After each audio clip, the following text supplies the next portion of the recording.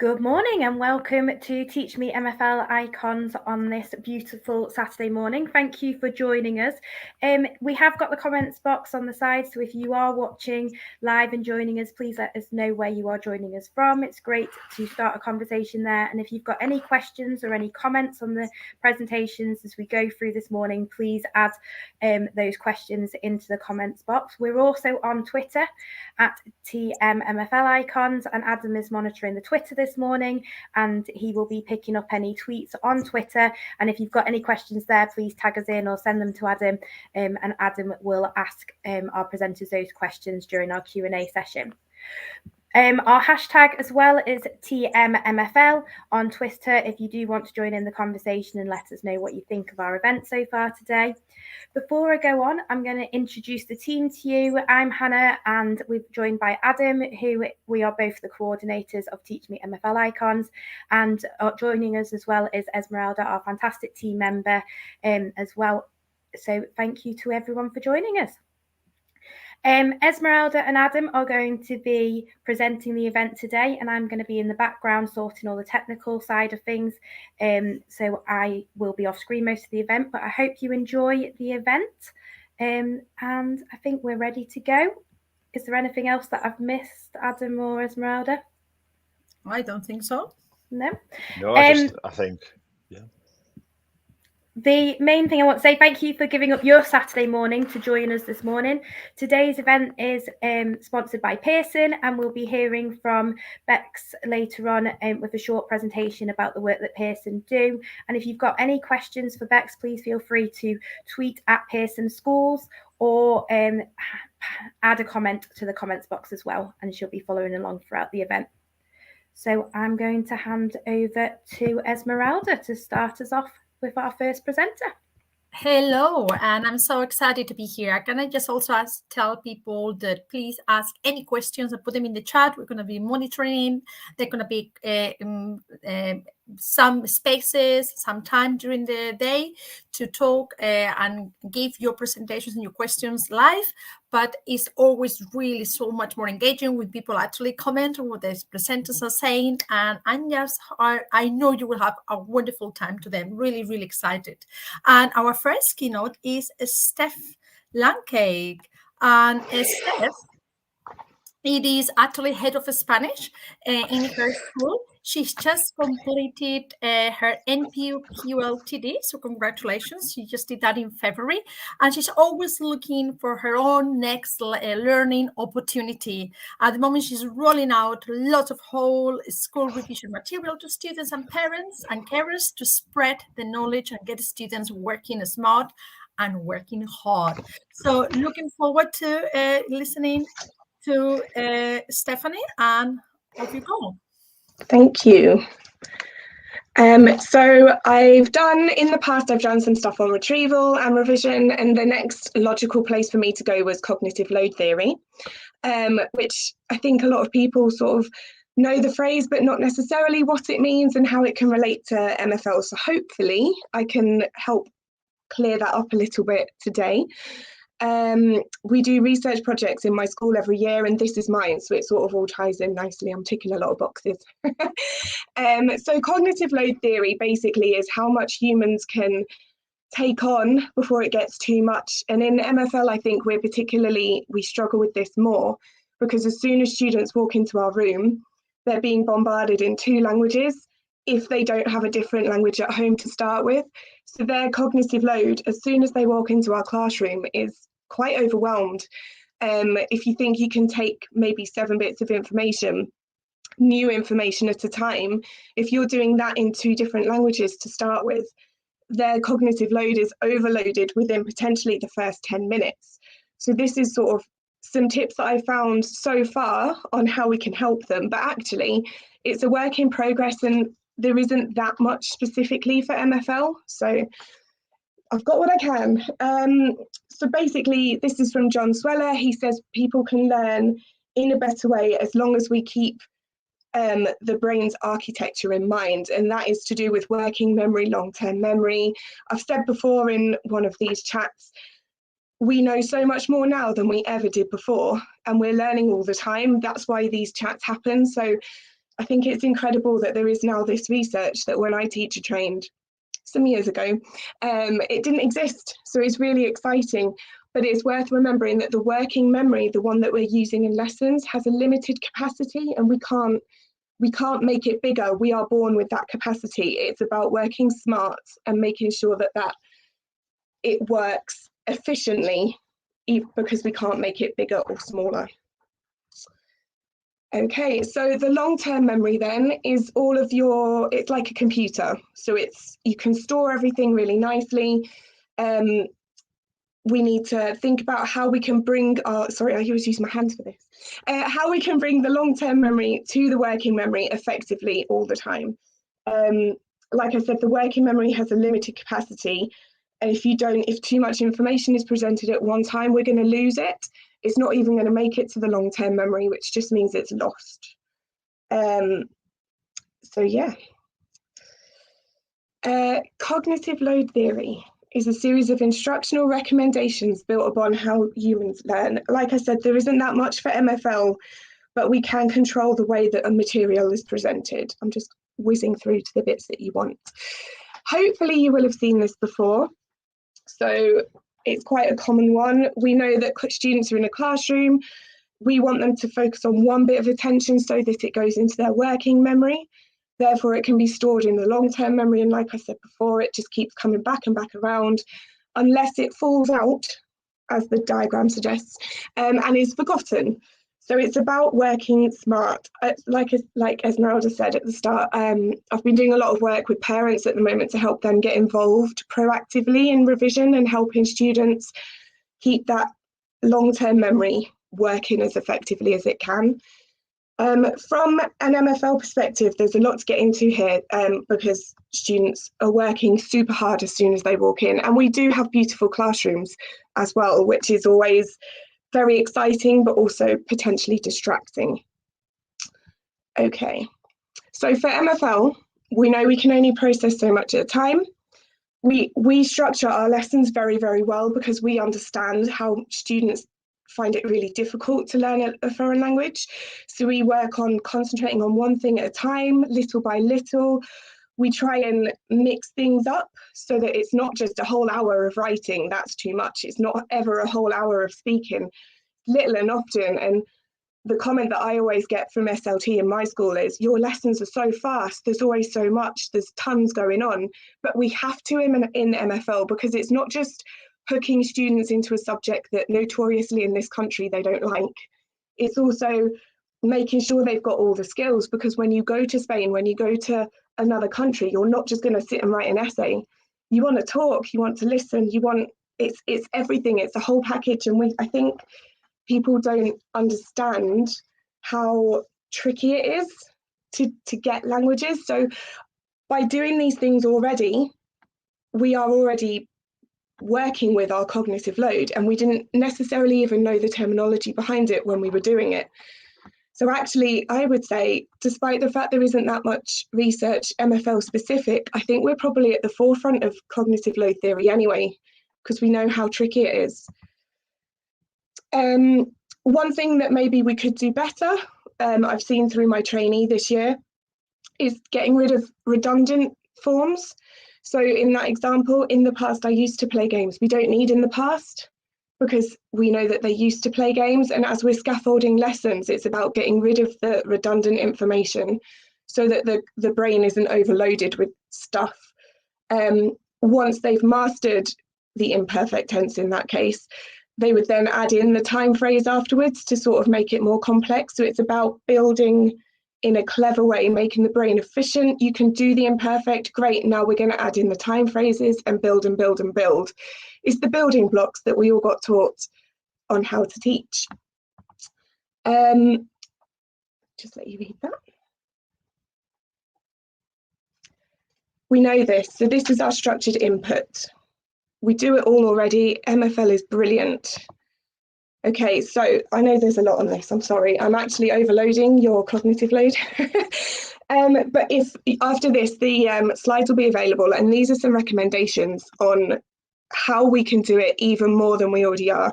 So chunking vocab, we know that if we chunk it, it's not only going to stay in the memory better, but it's more effective. So when I do vocab tests, I do a conjugated verb within a sentence, so that for the weaker students, they can pick that up and use it again.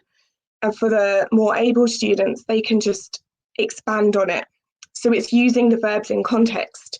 You can see retrievals there, of course it is. Pre-teaching vocab, so flipped learning. Potentially, I often do vocab prior to it being in the lesson, so that when students come in, they know they're going to be successful.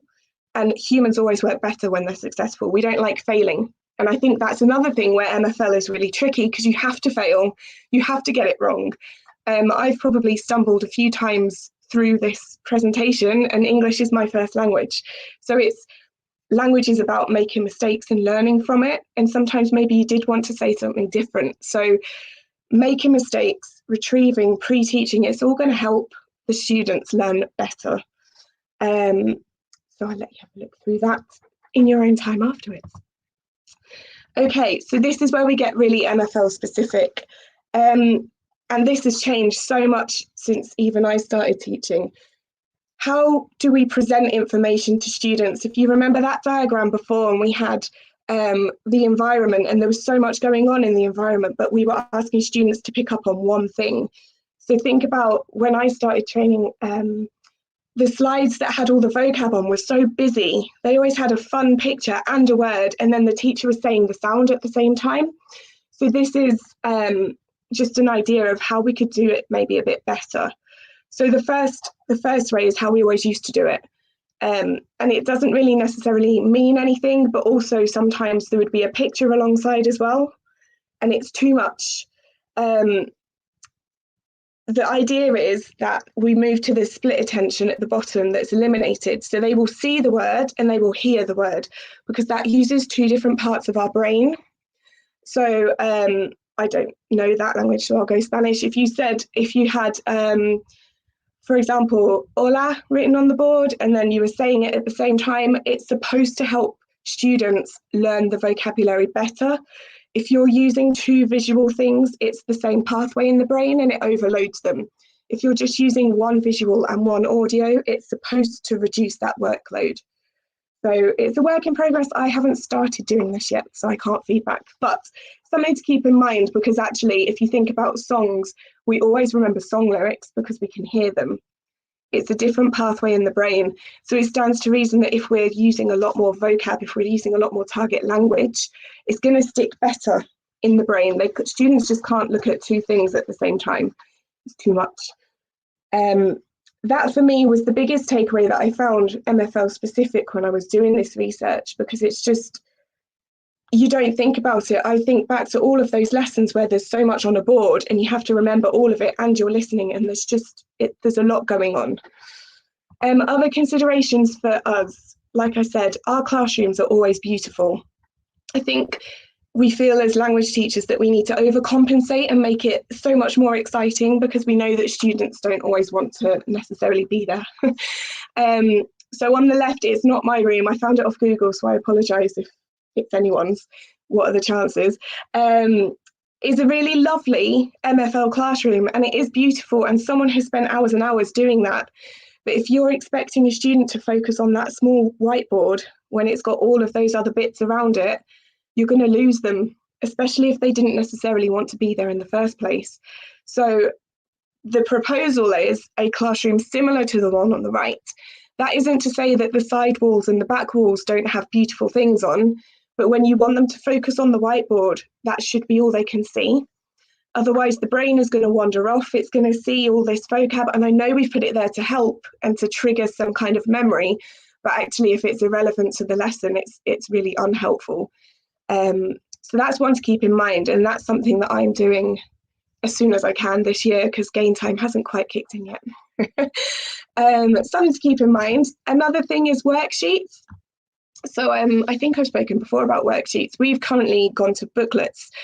So on the left is something they would have had. There's different fonts, there's different formats. It's all a bit higgledy-piggledy. There's an extra picture that doesn't need to be there, and we've now moved to the right-hand side.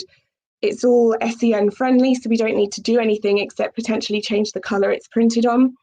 It's I know it looks a bit boring. This is just an example. Clearer, it's in a font that we know they can understand, it's laid out better, and the feedback that we've had from all students, not just SEN, has been so positive, because they know what they need to focus on, they know what they need to do, there's no picture to distract them, there's no random colours or different things everywhere. And PowerPoints, we love a PowerPoint, but this is the one on the left is exactly what I'm talking about. You want them to what do you want them to focus on? There's a jazzy background, they've got different colours, there's words and pictures, but then there's letters and numbers. And a student that may not be as capable is going to really struggle with that. Even the more capable ones, let's say they had physics beforehand, they might still be coming down from that. That's a really tricky subject for me. And then they're coming to a Spanish lesson thinking, oh my God, what do I do with that? That's a lot in a different way. So on the right, we've gone for, again, more clear. It aligns with our booklets as well. Clears everything up. They know what they're doing. And it's just an easier format. We've got rid of those jazzy backgrounds as a starting point because they are just totally unnecessary and overloading. And there's some reading if you're interested as well, but I hope that was okay.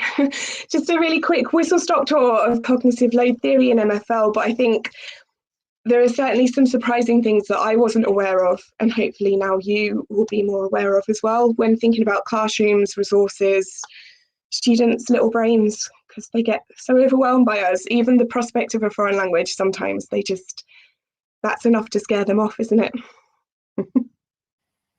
That was amazing, Steph. And I think there was like really, really nice comments as well in the chat, that you can have a look about reacting to the things that you were saying and how people already, really implementing some of these ideas in their own classrooms, which I think it tells us a lot where we were like a few years ago. Yeah, so absolutely. I think we hear it all the time, and that is such a positive thing, that things that we just take for granted, and we make us reflect a little bit on our own practice at the same time, I think.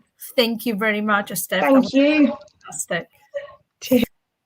Right, and then we're going to our next presenter, who is Jose Ros, and very excited. Jose Ros is a personal friend of mine as well, so very, it's an honor to present him. He's a subtier leader for languages at Queen Catherine Academy in Peterborough. So we used to work in the same, in Cambridgeshire together. That's how I know him. His department is a highly successful, and contrary to national MFL trends, it has become one of the most popular subjects at GCSE and A-level.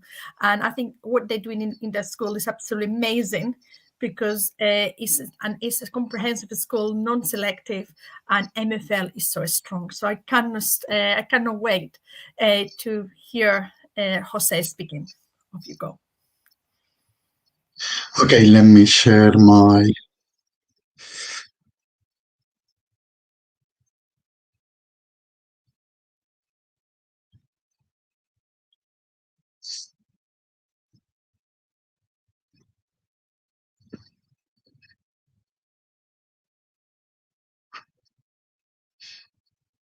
Remember to share the screen. Yeah, looks like. That works well.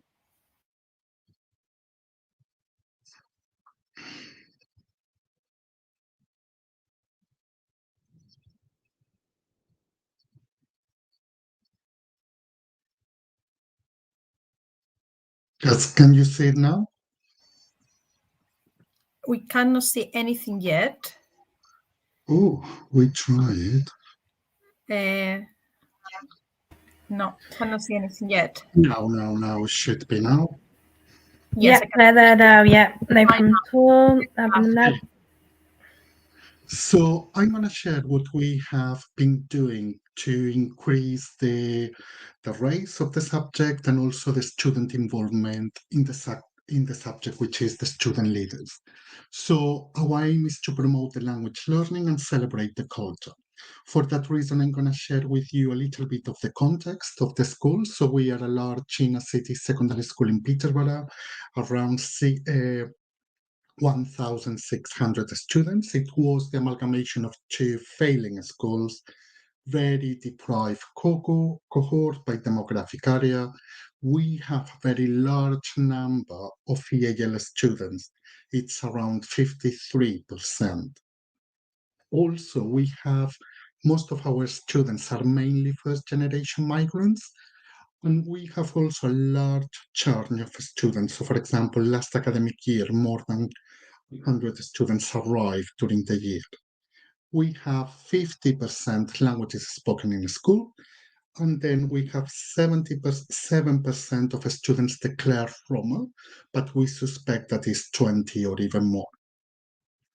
Then, what do we do? So the way that we started is with language leaders. This is a project for Roots into Languages. We started with year 9.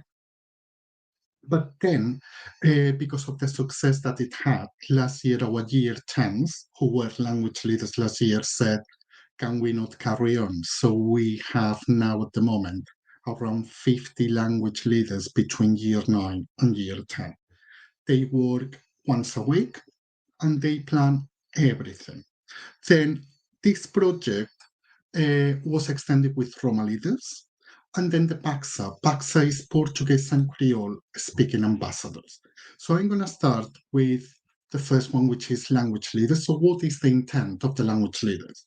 So it's to increase the student engagement in language leaders, to motivate the students and create role models in the lower school.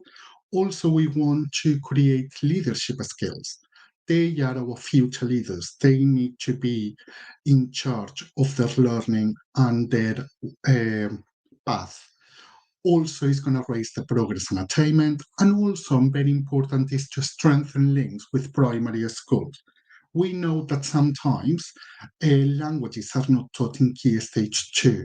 So it's a nice way to go and see what they do, or maybe bridge that gap. So what do we do? So at the beginning of the year, we give applications to the student interested, and then our language leaders are the ones who do the shortlisting and do the interviews. Then there's an event in Cambridge by Roots into Languages with more schools.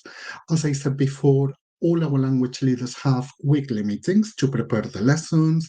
We teach them leadership skills, how to create a lesson, how to plan it, the starters, etc., etc. And then they go and deliver these lessons to primary schools.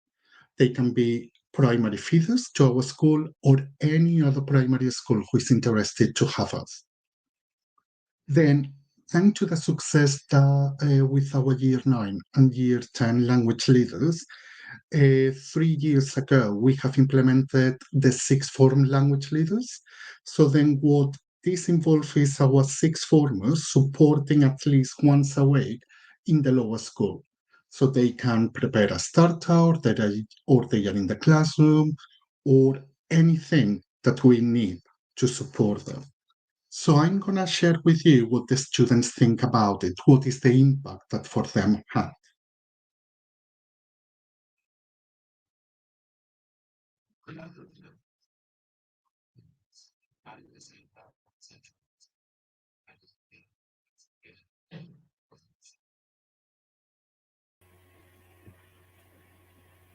Jose, that just so you know, the sound's not working on the video. Oh, okay. So anyway, what they are saying is like what they got from the program, how much they enjoy and the impact that it had in their subject, and also the way that they see themselves. This is Victoria, one of our sixth formers, and then she was very shy at the beginning, so hopefully they will share the PowerPoint with you and you can listen to her. She was very, very shy at the beginning. Now she's the most extrovert girl that you can find. And our year 10, she's been supporting year 10.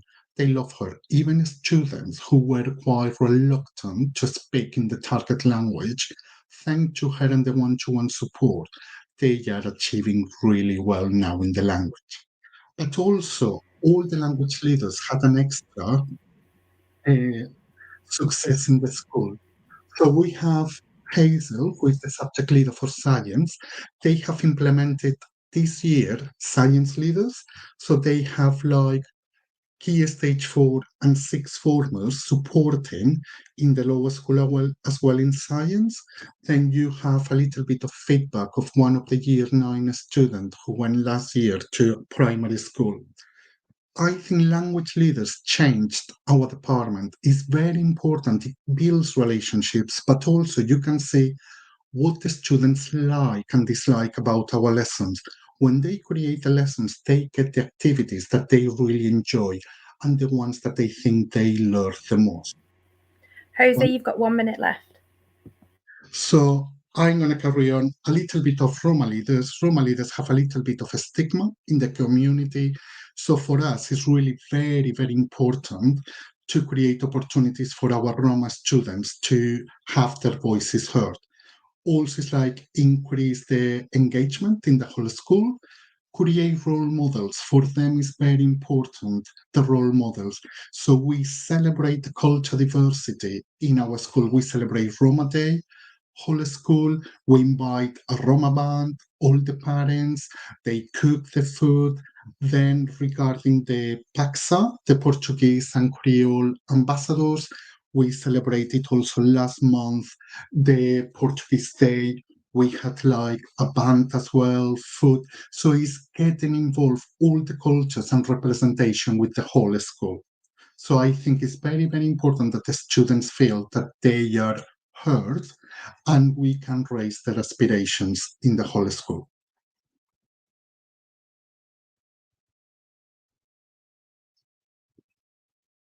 That's amazing, Jose. Thank you very, very much. And as I said, I think that your school is an inspiration to the whole of the UK and what you've done for languages and how you build up relationships through languages, and at the same time you managed to to boost those numbers for GCSE and A level. So thank you so much, Jose. Thank you. Yes, and if you remember, if you've got any questions for any of our speakers, put them please in the chat. There will be some time in, especially just for questions and answers. Just anything, or just to share any comments that you want to, regarding what they are saying. So please use the chat, and of course use Twitter as well. Right, our next presenter is our next keynote, second keynote, and it is the amazing Susie Bewell, who obviously is a veteran for us. She's talked a few times already for us, and she always delivers. So in terms of phonics and where we stand with Ofsted, don't necessarily want to talk about Ofsted on a Saturday morning, but the 3 pillars model, and you can see the link there, it talks very much about schemes of learning should show clear logic behind progression in phonics, including when to teach differences between English sound spelling correspondences and those of the target language. So it's really, really clear. And there should also be evidence in curriculum planning that plan, practice, and review of phonemes and how these link to graphemes is happening across key stages. Now, as someone coming in as a new head of department in September, this is very much something that I'm going to be focusing on over the summer months, looking at our existing schemes of work and looking at whether that clear logical progression is actually in place. And actually looking at the content that we teach and checking that for each module and for each double page of the textbook, if you like, that it's really clear that I've preempted what the different sounds that the students are perhaps going to struggle with are. According to Ofsted back in 2011, too much speaking still relied on writing, and where students didn't understand the conventions between sounds and spelling, commonly known as sound spelling links, pronunciation and reading aloud were often weak and a barrier to communication. I think we can all relate to that to a certain degree, particularly perhaps with some of our weaker learners. And if you want to see that whole document, there is a link there in the slides. So in terms of the subject content for French, German and Spanish, in terms of the new GCSEs, in the exam, students will need to learn to be able to confidently read out loud from a written prompt. They will also be expected to pronounce words with stress patterns that allow their speech to be clear and comprehensible, and they will use their phonic awareness to transcribe what they hear with a good degree of accuracy. So the phonics very much links directly with the dictation element of the new GCSE. So if we can get the phonics in place, and if we can get it right in the early stages, even lower down the school in primary, then I think the students stand a really good chance also with their transcription. So what could progression look like? In the remaining time that I've got, what I'm going to try and do is just give you a little whistle-stop tour of what each of those 6 stages that I've come up with might look like. So I'm not going to dwell on this particularly, but as I say, you will get the slides. So where I currently work, in the front of every book, we refer to this grid in most lessons. It's on walls, it's on displays, and as I say, it's in the front of every book. So we've decided that these are going to be the key sounds in French that we are going to focus on throughout the whole of the student's career. What I also wanted to show you is that when we share activities, so this is just an activity taken from one of our textbooks. If there are sounds within an activity, and perhaps we're going to have the students read aloud, we're doing a lot more of that these days, we then draw out the sounds from that original document, and it's just that visual link to the students to say the E sound, the K sound, the U sound are the sounds that are going to crop up in today's lesson.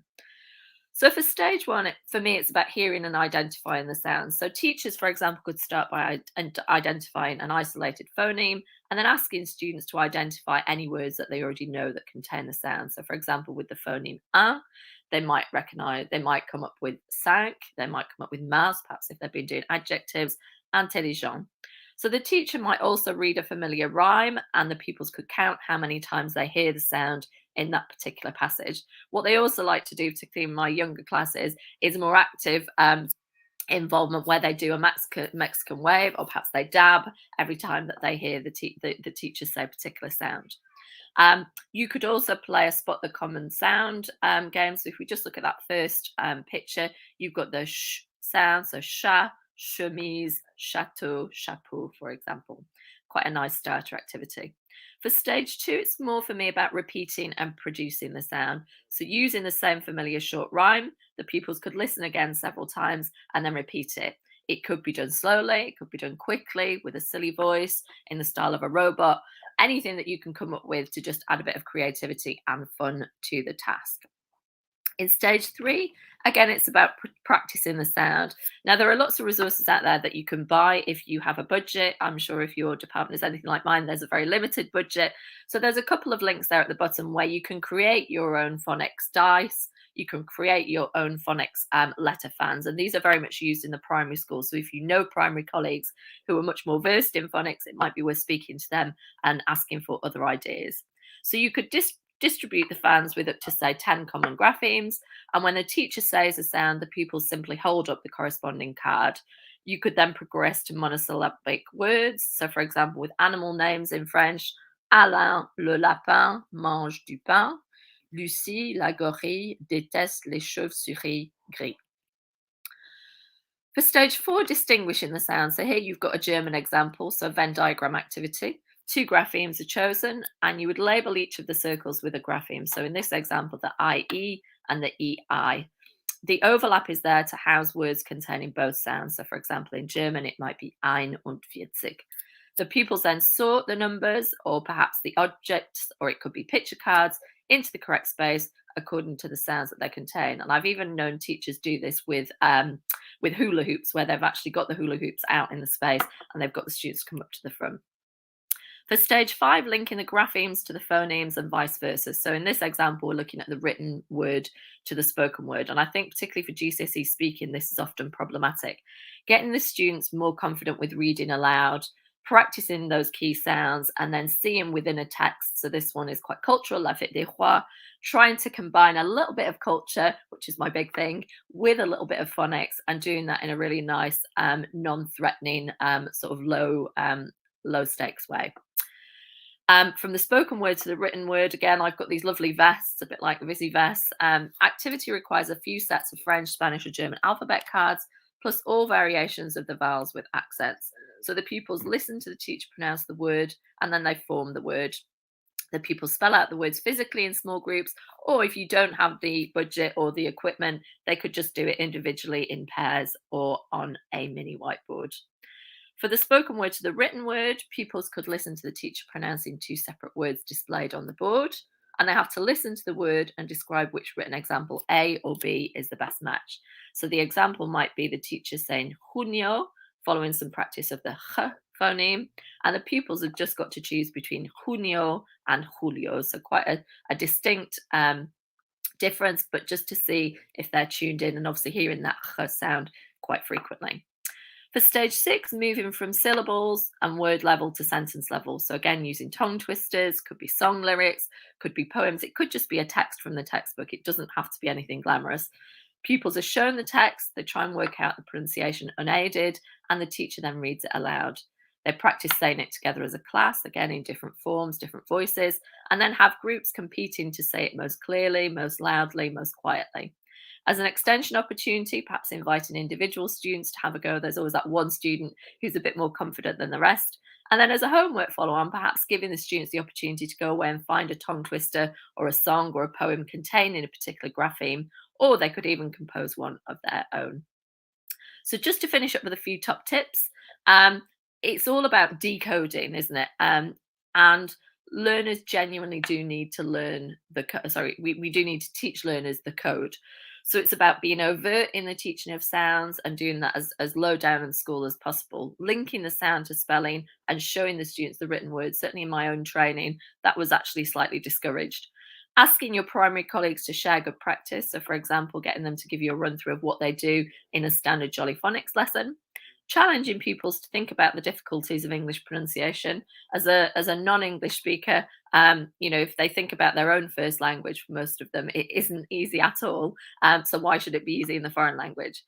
Preempting poor pronunciation and supporting pupils to better understand the second foreign language that they are working with so that they can improve and feel successful. That feeling of success is tangible when you really do invest in the teaching of phonics. And finally, which we all aim to do, that's why we're here this morning, make it as engaging as possible. Thank you very much. That's me done.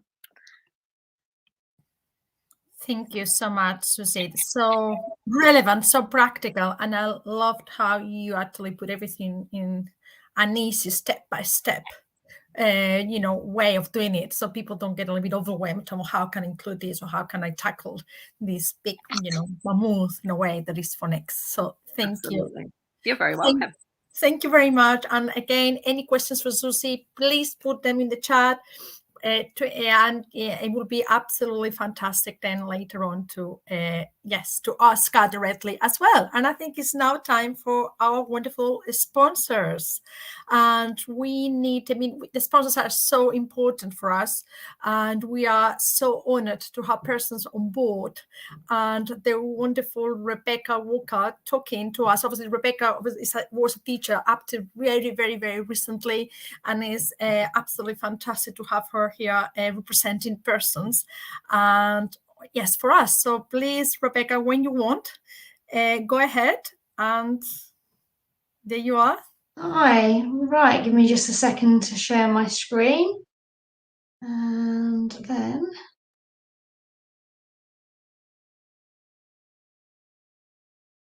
okay, we're there. Can you see those slides? Yep, everything good? I'm going to assume so and start then. So, hi, as Meryl's already said, I'm Rebecca Waker, the Subject Advisor for Languages at Pearson EdXL. I'm really pleased to be joining you today, although from a different perspective to what I'm used to. Whilst I'm joining you today to represent Pearson, up until Christmas I was teaching myself, and I previously led this branch of Teachmeet MFL Icons, so thank you team for having me back today. So today I'm here to talk to you about the Pearson EdXL GCSEs in French, German and Spanish for 2024. So what do we mean by language is more than words? We believe that learning a language is about communication, connection and culture, not simply about learning a long list of words. We want language learning to be the key that unlocks the world beyond your students' front doors and shows them how languages can develop their understanding of and appreciation for the wider world. And our new 2024 MFL GCSEs will help you turn that key. So built on a foundation of inclusivity, accessibility and transparency, the Pearson EdXL qualifications take a compassionate and student-centred approach and cater to the needs of all learners regardless of their background, ability or reason for studying a language.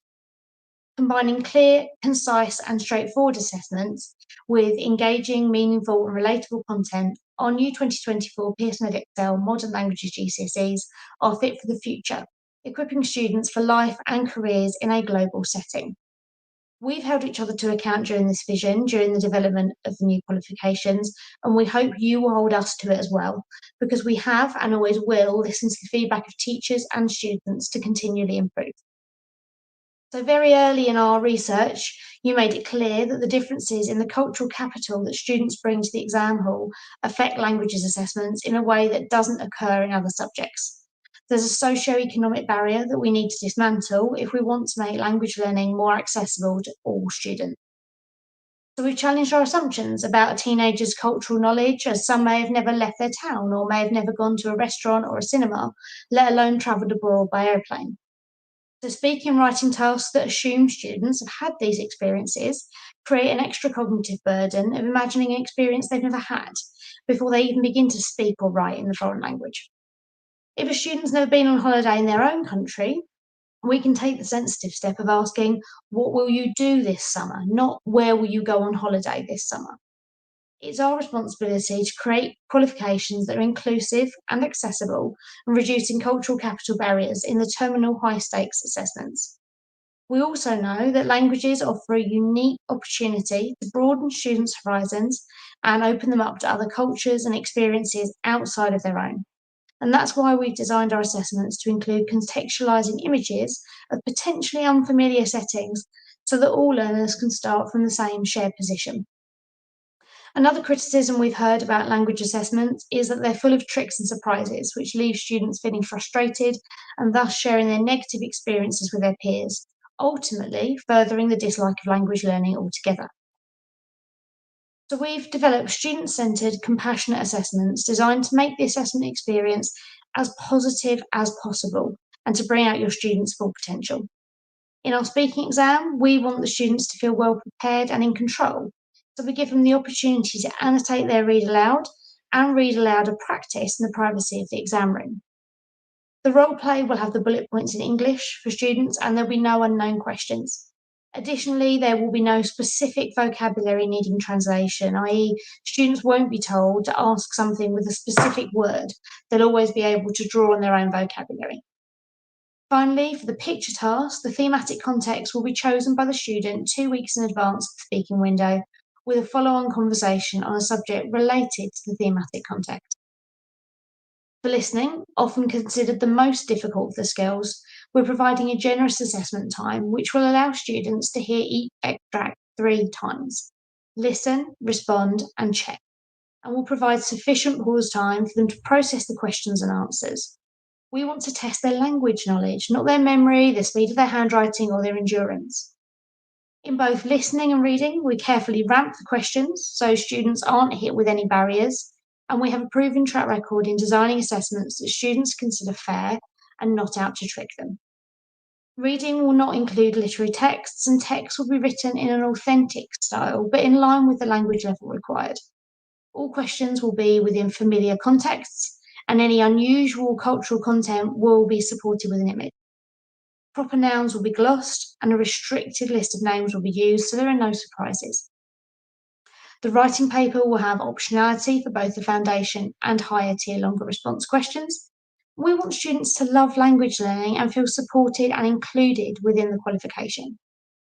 So by creating compassionate assessments, we hope Pearson EdXL students leave our exams not only feeling confident that they were able to try their best, but also eager to put their language learning to use in the future. We've worked really hard to create inclusive, accessible and student-centred qualifications with the hopes of reversing the decline in modern languages uptake.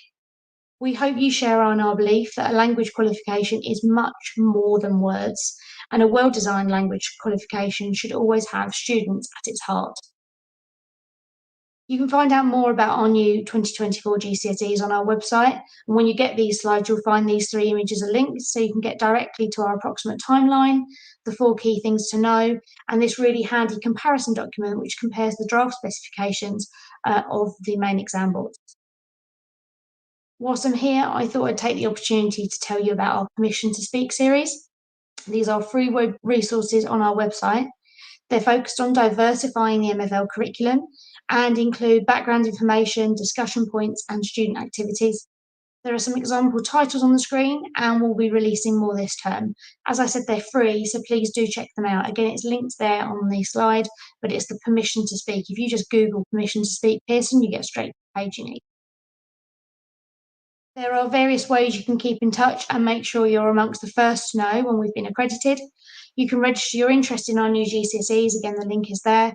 You can follow me on Twitter and join our support and networking groups on Facebook and LinkedIn, or sign up for my subject advisor email updates. And from the language page of our website, you can also see how to get in touch with me via phone, booking a Teams meeting, or via email. So I look forward to hearing from you. So I can see a couple of questions there. Are there anything that I can answer here, or shall I do this later? Well, we got a couple of minutes, so I'm happy for you to answer if that's fine. Yes, Susie asked about recordings for your... So the events, we haven't currently released a recording for the event, but I know as we're getting closer to hopefully accreditation, there's more coming up in the pipeline, and there'll be other things coming up in the summer term. So there's definitely more coming, definitely more out there for you, and have a look at that part of the website, because there's more there as well that you can get the information. Other than what I've said, that comparison document has a lot of what you might have missed out on there as well. Also, another question about textbooks. When textbooks with the new GCSE in the thought will be available? So it's a kind of watch this space. Also, there's kind of this wall that is put up between our qualification side of our business and the publishing side. So I know a lot of people, depending on what exam board you're with, will use Pearson textbooks, but we sit amongst the qualification side. So what I can tell you is they are coming. They're very much being worked on, and once we've been accredited, there'll be more information to come, and I know there's things coming fairly soon on that. So it's watch this space, but yes, I promise you there are new and exciting resources coming. That's amazing. Thank you very much. I thought I was really excited how inclusive that's exactly what we want. That is the message that we want you to take away from everything I've said this morning. So please, that's great. And that is great, because I think that's what people sometimes complain about, you know what I mean? So exactly. How inclusive, how everybody can access to it, and rather than be a celebration of languages. Exactly, because they're more than words, right? Yes, and getting exactly, and then get a qualification as well as. So I think that is absolutely fantastic. Thank you, Rebecca. Lovely, no problem. Thanks for having me. And any more questions again for Rebecca you can think of, again, please put them in the comments and put them in the chat here, but also on Twitter as well. So it would be lovely to hear your comments and your questions. And then we're going with next speaker, that again is a veteran for us, and that is Joe Dale. So I'm going to, yes, I think everybody knows Joe Dale in the MFL world. He is an independent languages consultant from the UK who works with a range of global organizations. He has he was host of the TM MFL forum for 6 years, former SSA Languages lead practitioner, a regular conference speaker, and recognized expert on technology and language learning. He has spoken at conferences and run training courses in Europe, North America, South America, the Middle East, the Far East, and Australasia. He has advised on various Erasmus Plus projects, worked with the British Council in Algeria and Indonesia too, and is known as the man behind the MFL Twitterati on Twitter. So yes, it's like pedigree. And we are looking forward to hearing, more tips with technology and language. Off you go, Joe. Fantastic. Thank you. So I'm going to share my screen. Thank you so much for all the lovely comments in the chat as well. And complementing exactly what Bex was just saying, I'm going to be talking about inclusivity like that. You should be able to see my screen. Can you just let me know you can see my screen okay? All good. Okay, so I'm going to be focusing on, as you can see, from worksheets to web pages, innovative tools for inclusive learning.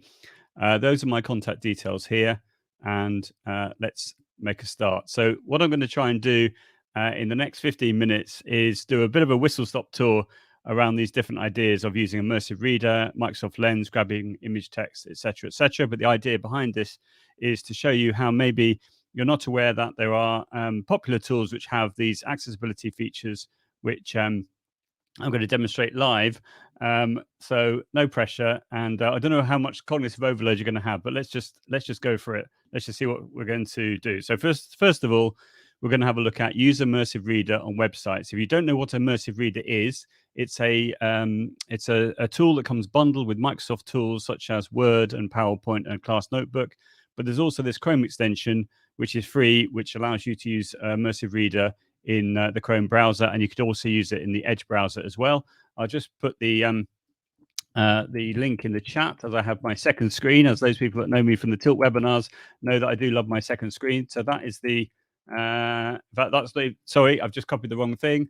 There we are. This is the right one. I've just shared my presentation with you, but I'm going to share that with you anyway. So you're not allowed to look ahead at the presentation, because that's just like opening your Christmas presents early. So please don't jump ahead. So this is use immersive reader on website. So let's imagine we want to create a text like this. So let's imagine I wanted to say something like this. Please create a 150 word text in A1 level French about the morning routine of Mickey Mouse. Please make it funny. Okay, so you may have seen that I'm using ChatGPT. I'm using a Chrome extension called Voice Control for ChatGPT, which while it's thinking about doing, there we are, it is doing it now. I'll put this in the chat as well. If you haven't seen ChatGPT before, where have you been? No, if you haven't seen it before, then it's absolutely amazing for creating these types of text really simply and easily. There's lots of other things you can do as well. But just to show you how easy it is, I'm demonstrating right now. I could have said, give me 10 comprehension questions as well. Give me an answer key, but that's all good. So we're just going to go for it. So I've got this text now appearing in Chrome. And as a result of that, I can now use immersive reader. So we'll just wait for it to finish. It's business. Maybe I should have said 100 words, not 150 words, but there we are. Okay, so it's going to, there we are. Okay, so now I'm going to highlight this like that. And I'm going to right click and I'm going to choose help me read this. Okay, so because of the fact that I have this use immersive reader on websites extension installed, it means I can click help me read this. And now what's going to happen, it's going to open up immersive reader. Okay, so what it will do is it will automatically recognize the language, which is brilliant. And so I just have to press play. I don't have to select the language. And then let's have a listen. La routine matinale de Mickey Mouse est tout simplement hilarante. Chaque matin, Mickey se réveille en entendant le cri strident de son réveil magique. Okay, obviously, if I was doing this, for real, I would maybe change the language slightly, make it simpler. But you can see here, under the voice settings, I can choose a male or female voice. I can change the speed as well.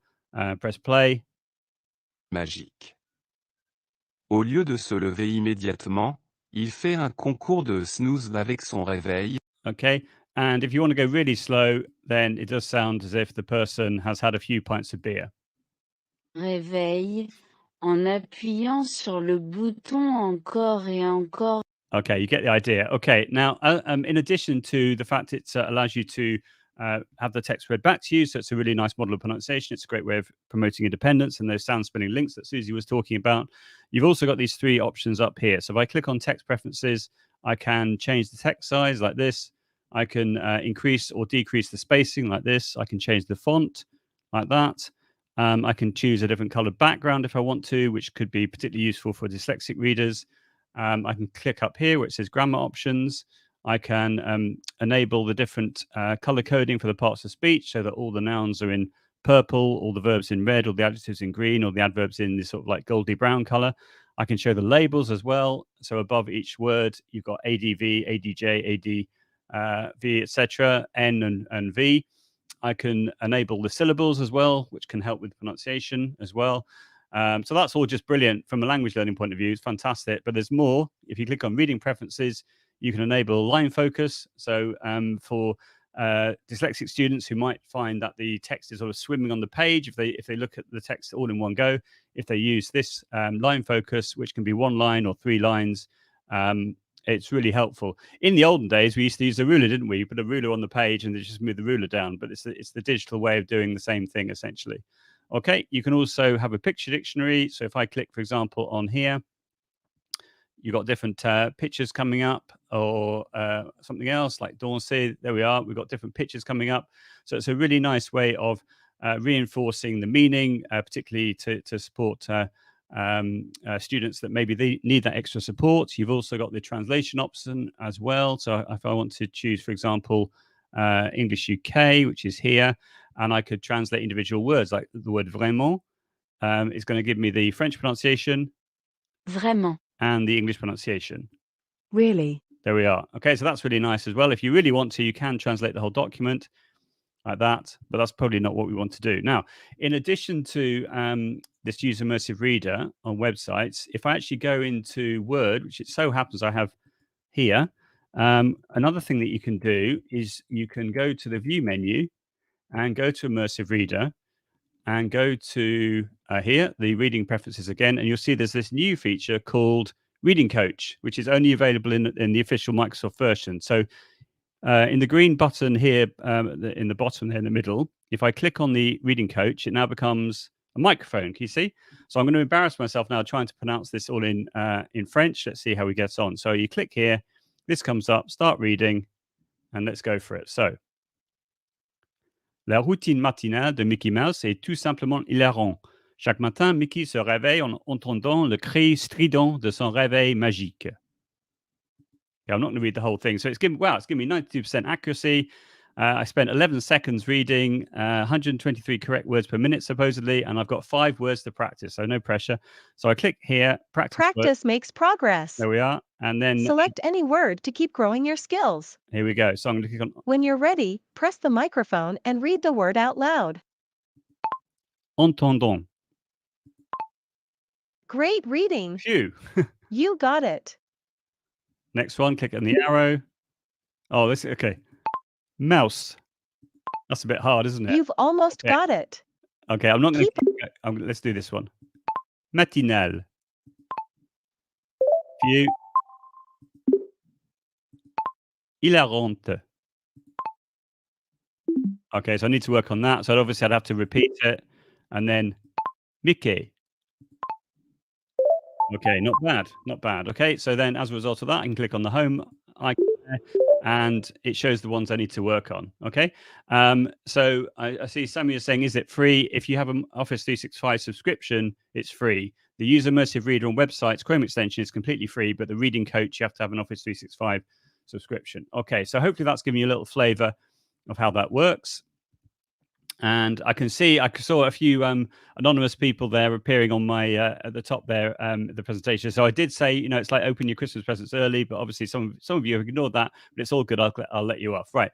Another little tip here, immersive reader with Chrome audio capture. So I go back to here and I right click and go to help me read this like this. So we go back to this, and then I'm going to click on this little icon here, which is the Chrome audio capture. I'm going to press start capture and press play. La routine matinale de Mickey Mouse est tout simplement hilarante. Okay, I'm going to save the capture. It's saved the capture. I click save capture. It makes an MP3 file. I can then play that MP3 file and it's captured the audio. So that's a really nice way of capturing a model of pronunciation using Immersive Reader and Chrome audio capture. Please respect copyright when you do that. Another idea here is Microsoft Lens, which used to be called Office Lens. You can scan a worksheet, for example, and you can turn it into like a PDF or a Word document, but you have Immersive Reader built into that. And in Immersive Reader, in Microsoft Lens, you also have that Reading Coach option. So if you have a mobile phone and Office 365 subscription, then that works really nicely. I see Carlos is mentioning Natural Reader. Natural Reader is also nice. It does work on all devices, but I think it's more robotic sounding compared to Immersive Reader. So do have a look at that one as well. Here is a YouTube clip by Desi Tennyson from Northern Ireland, who's an Apple professional learning specialist and a language teacher, who just basically shows you how you can use Microsoft Lens and Immersive Reader if you're interested in finding out more. This is a really cool tool, which I first heard about from Rebecca Jones from Swavesey Village College, and it's just called Grabbing Image Text with PhotoScan. So PhotoScan is on the Microsoft App Store. All you have to do is go, say, here, like this. Let's go up to the top. And I'm just going to take a screenshot like this. like that. Let's go to say there. Oh no, let's do that. What am I doing? Right, let's take the screenshot. I then open up photo scan like this, and I'm literally just clicking from clipboard, and it's done it. Can you see? So it's what it's done is it's grabbed the image text, it's made it into an editable version. I can now delete any of this, and I can click copy and paste it wherever I want to paste it. So that's called photo scan. And I'm going to share my whole presentation with you so you can have the whole thing. And some of you have been looking at it already, but I'll let you off. That's fine. So there we are. That's photo scan. And then here, you can do the same thing with Google Keep. There's an option in Google Keep that says grab image text. It not only works with digital text, it also works with handwriting. So in this animated GIF, I'm showing you that I've written "this is a test," and it will then turn it into digital copy. Can you see at the bottom there? It says this is a test. So it will work. It will understand handwriting. I don't know how accurate the handwriting has to be, but it does work as well. Because I've only got a couple of minutes, I think, haven't I? I'm just going to explain this now. That's fine. So this is how you can create a transcript in Word. So in Word, you click on the chevron, the drop-down arrow, and you click on transcribe, and then you can either record directly within Word, or you can upload a audio file, and it will turn it into it will transcribe it, and you can have 300 minutes for free every month, and that's in the online version. You can't do it in the offline or the downloadable version. Voice typing, which I use all the time, is the equivalent in in Google Docs. You can use your voice to speak. It's the equivalent of dictation in Word, and you can choose different languages. You've got the links there.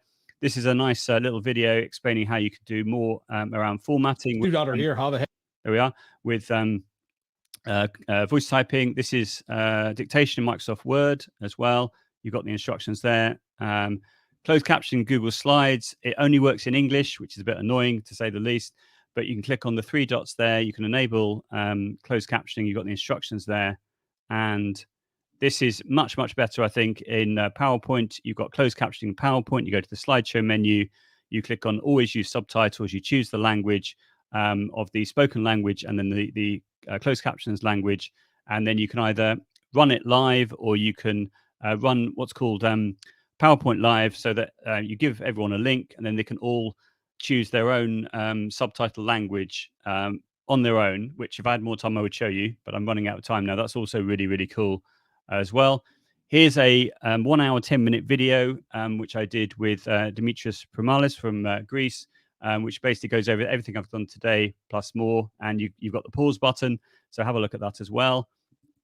Thank you so much, Joe. Obviously, you've got my dulcet northern tones now taking charge from Esmeralda, who's done a fantastic job of hosting the first half. So what we're going to do at the moment is we are going to move on to our question and answer session. And we've built a couple of these in, as last time they were really popular. So if the other speakers want to just come back in, who are lurking in the background. We've had a couple of questions. Don't forget to send us those questions. Use the hashtag TM MFL, and you can tweet the Twitter account as well.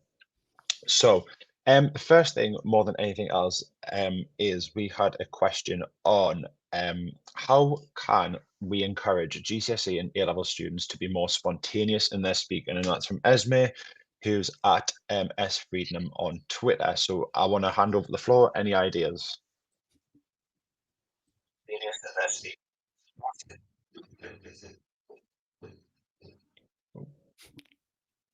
I don't know. Jose, do you want to go first, perhaps, or if there's any question? Yeah. So Happy it to. was. How can you encourage GCSE and A-level students to be more spontaneous in their speaking? And that's from Esme. I think involving them in different activities, they need to make sure that they can use the language in different environments. So, for example, in Key Stage 3, we have some modules regarding like dark tourism, slavery, modern slavery in Year 9. So I think that gives them like a language that is not always talking about family, free time, or future plans. There's more than that, so they can see a variety of topics where they can use the language, and that makes them more, creative with the language, let's say. Absolutely, absolutely. Steph, do you want to wade in on the matter? Sorry, I had to unmute. I think monkey see, monkey do, isn't it? I think the more we use the language, the more they can use it. And even if it's in a silly game, taking away the pressure of it all really, really helps. So my trainee at the moment, that's sorry.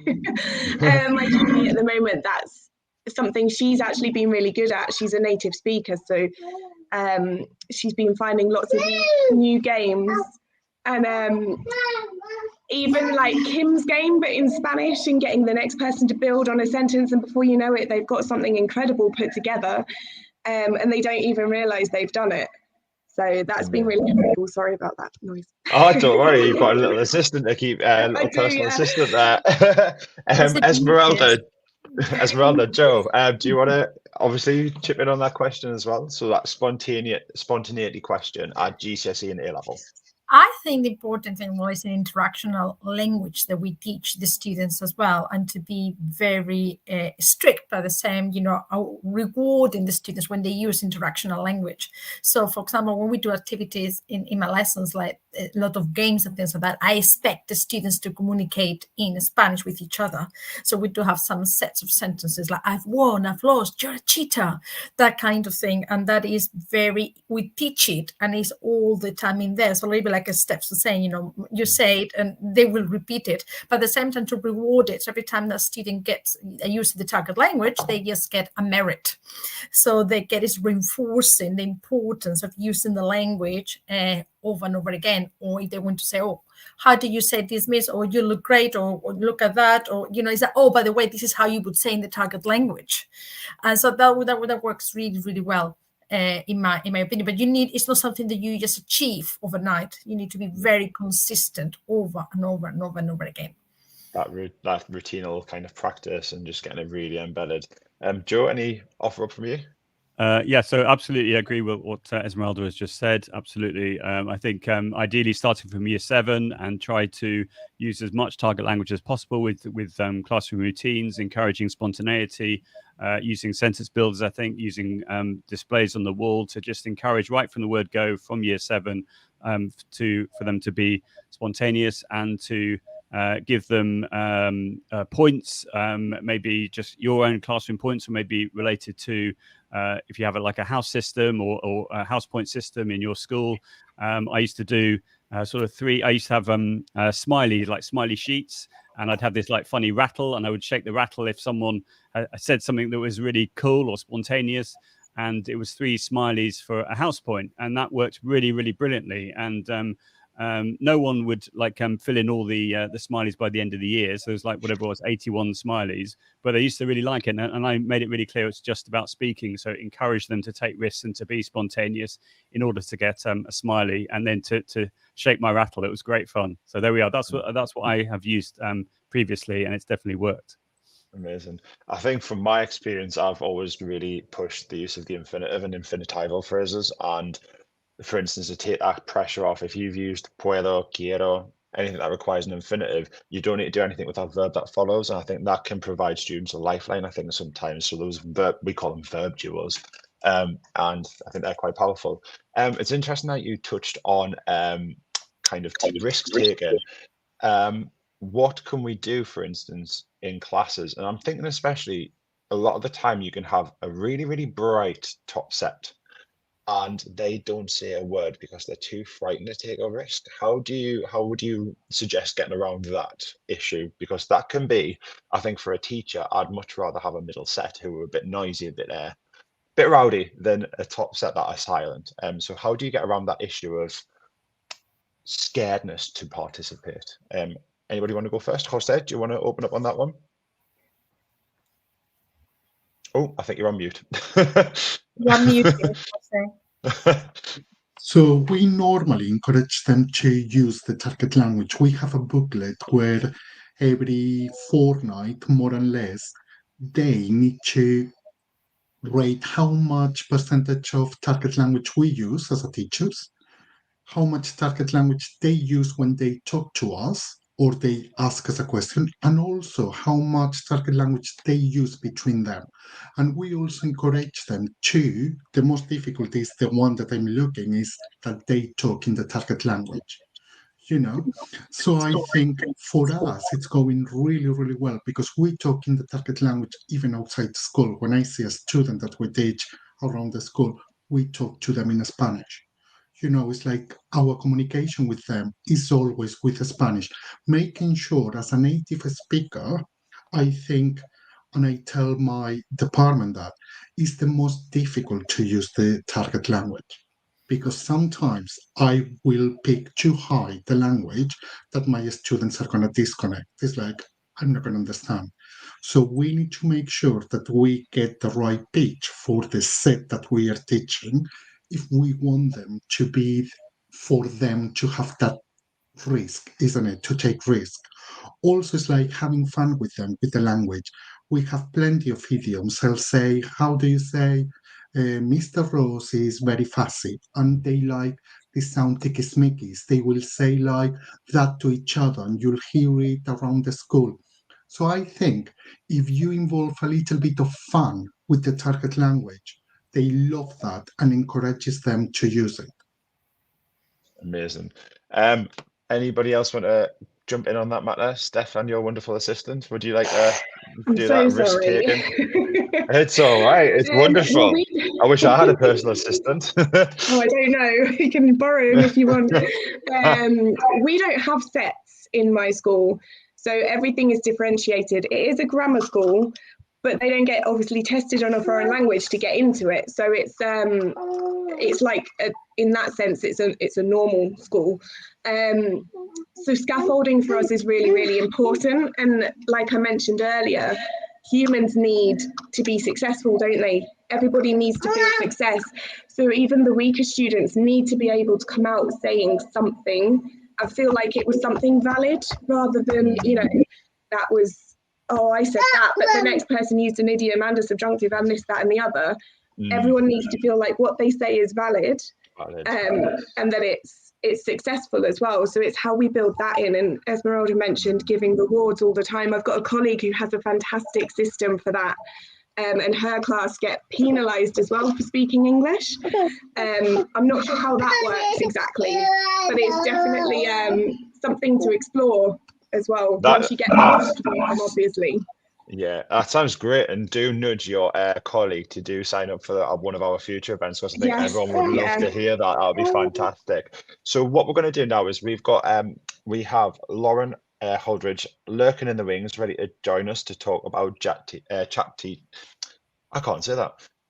GTP. There we go. So Lauren, we're just going to bring you in now. Esmeralda, is she there? Yep, that's fine. Amazing. The power of technology. Hello, good to see you. So we've got Lauren Holdridge with us now. Lauren's the head of languages at St. Peter's School in York, from my neck of the woods. And she is teaching in French and Spanish, and is always looking to collaborate with others and innovate in teaching and learning without reinventing the wheel. So I'm going to hand over to Lauren, who's just dipped out. I can't hear you very well. There we go. Got you. Can I talk? Sorted? Absolutely. Are you ready to go?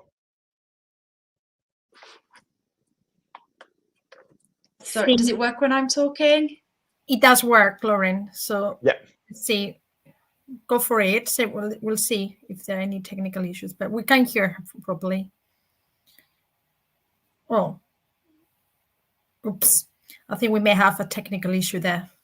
Yeah, we've got a little technical issue there. We'll keep on getting Lauren back in the call. Just a quick reminder, do obviously show your support to Pearson, who've really kindly sponsored our event. These sponsorships really do help to keep our events free of charge, and we rely on them just to keep obviously this free CPD offering going more than anything else. It's quite interesting, especially drawing up on some of the conversation that was going on the question and answer in the chat, and the relevance of obviously qualifications to students. And with obviously, I don't know how you feel, Esmeralda, but with the new vocabulary list, part of me worries deep inside that, are the words going to appear on the corpus that have been selected? And will our students be able to talk about things that are relevant to them through the words that are provided on the vocab list? That's with my head of department head on. I don't know what you feel there.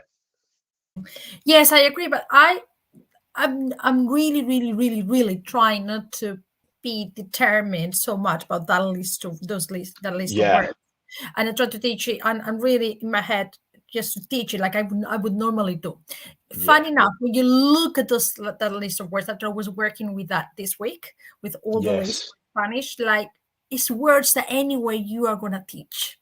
It was only when I went through the list, I went through the trouble of going through the list. I think it was only about probably 20, 30 words that were, I never thought of doing this. But the other ones, because they're high frequency words, is that words that we normally teach. And then actually we teach even more anyway, which is actually a plus. And I think we need to be a little bit less scared, I think, of, do I teach change? I think, but that's my personal opinion, because otherwise it's going to sound a little bit awkward and not, be mechanical. So I need to use words, equality all the time. And I think it's that question. It's that question as well. Back there. Yeah. Lauren, can you hear us? Can you talk? See if we can hear you. Oops, I think she's frozen again. What we'll do is I think we will see if we can get the connection re-established with Lisa, with Lauren, and we'll move on to Lisa. Is Lisa there? So we'll just try and get Lisa in. She was lurking in the background not too long ago. Hello, good to have you, Lisa. So we've got Lisa Chung, who's going to be talking about immersion for fluency. So Lisa is currently working in Birmingham. She's a lead practitioner for MFL in and all through school, so from nursery right the way through to secondary, and is also the secondary enrichment lead. She's previously been a head of department at MFL at a school in London, a graduate of the Education Endowment Fund, Chartered College for Teaching, 2-year accelerated program, holds an MA in Educational Leadership and Innovation, and sits on the Council for the Association of Language Learning. So without any further ado, I'm going to hand over to Lisa. Hello, thank you for having me here. Can you hear me okay? Brilliant. Okay, I'm just going to try and present now. Share screen.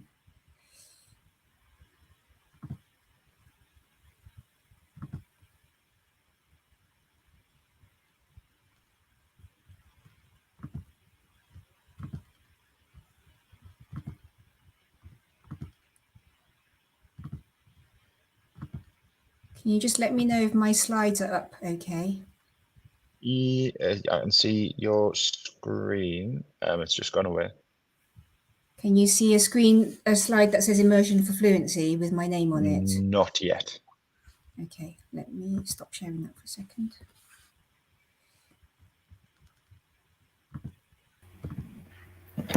Lisa, it's just showing your screen rather than your slides at the moment in the background. So I've just taken them off screen.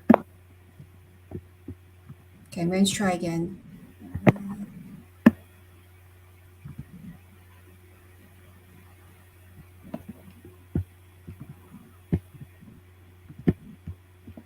In the meantime, while we're just obviously getting the presentation up and ready, don't forget to please tweet us your questions for the next question and answer session that's coming up later on, just so we can share some more perspectives. Do tag us using the hashtag TMMFL. So, Lisa, we can see your slides now, and we're ready to go. Okay, hand over to you. Thank you. So I think we all know how important immersion is for fluency. So it's just to go over some things that we've been doing in our school, or I've done in past schools, which has seemed to help our students with having the opportunity to be in that immersion as much as possible, whether it be domestically or overseas. So first of all, in class, I think this is something that everyone is already doing. We have lots of presentations. If students are having difficulties with anything in particular, in the top middle one, you can see, for example, some of my students were finding it hard to practice the numbers from 10 to 20. So we have something in the corner here where they can just come in and play with the numbers, and it also helps the student that's monitoring that. We use a lot of songs. song and dance. So this one in the top right, just off YouTube, especially if we have a double lesson, it's nice to just get them up for a second and do a bit of exercise listening to a French song.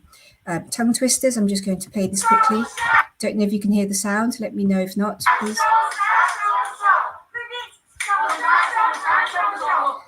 So using a lot of tongue twisters just to keep them nice and lively, and also songs such as this. Hopefully this will play.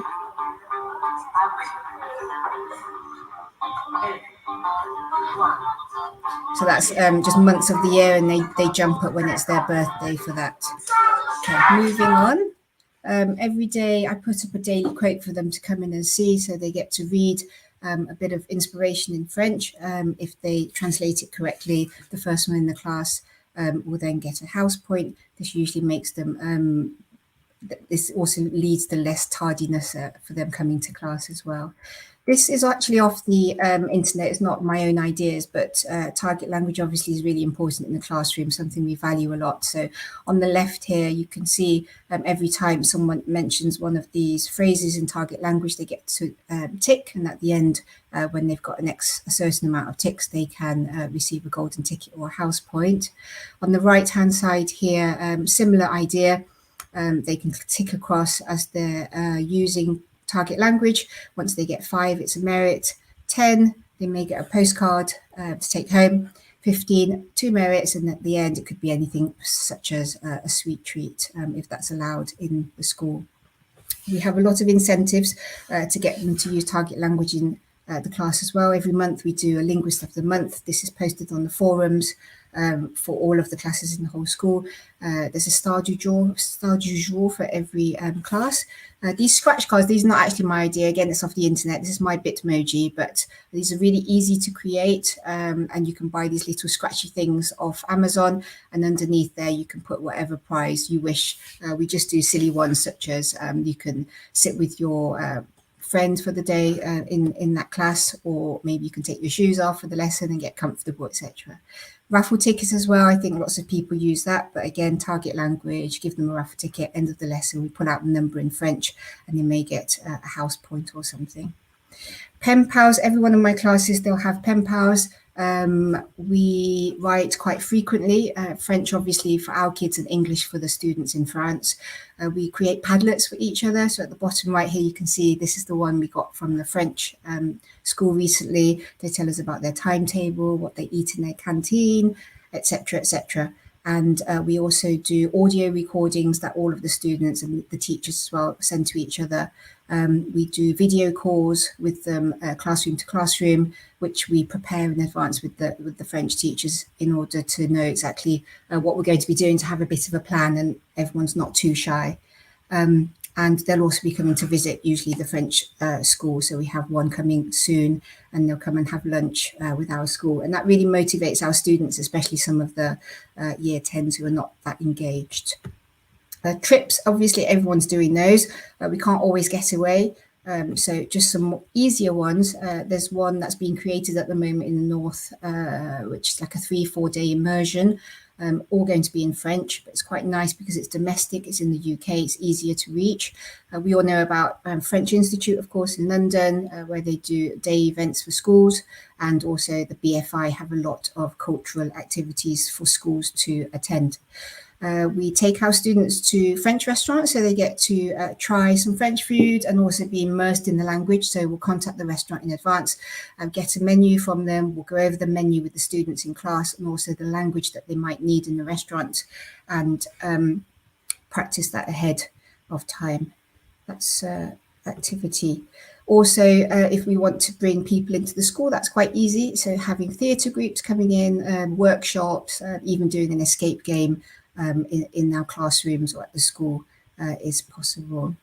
So collaboration around the school with our form teachers, we ask them perhaps, for example, for a mindfulness class to talk about the class about Henri Matisse, so a bit of culture beforehand, and then we get the students to practice the artwork and create their own work.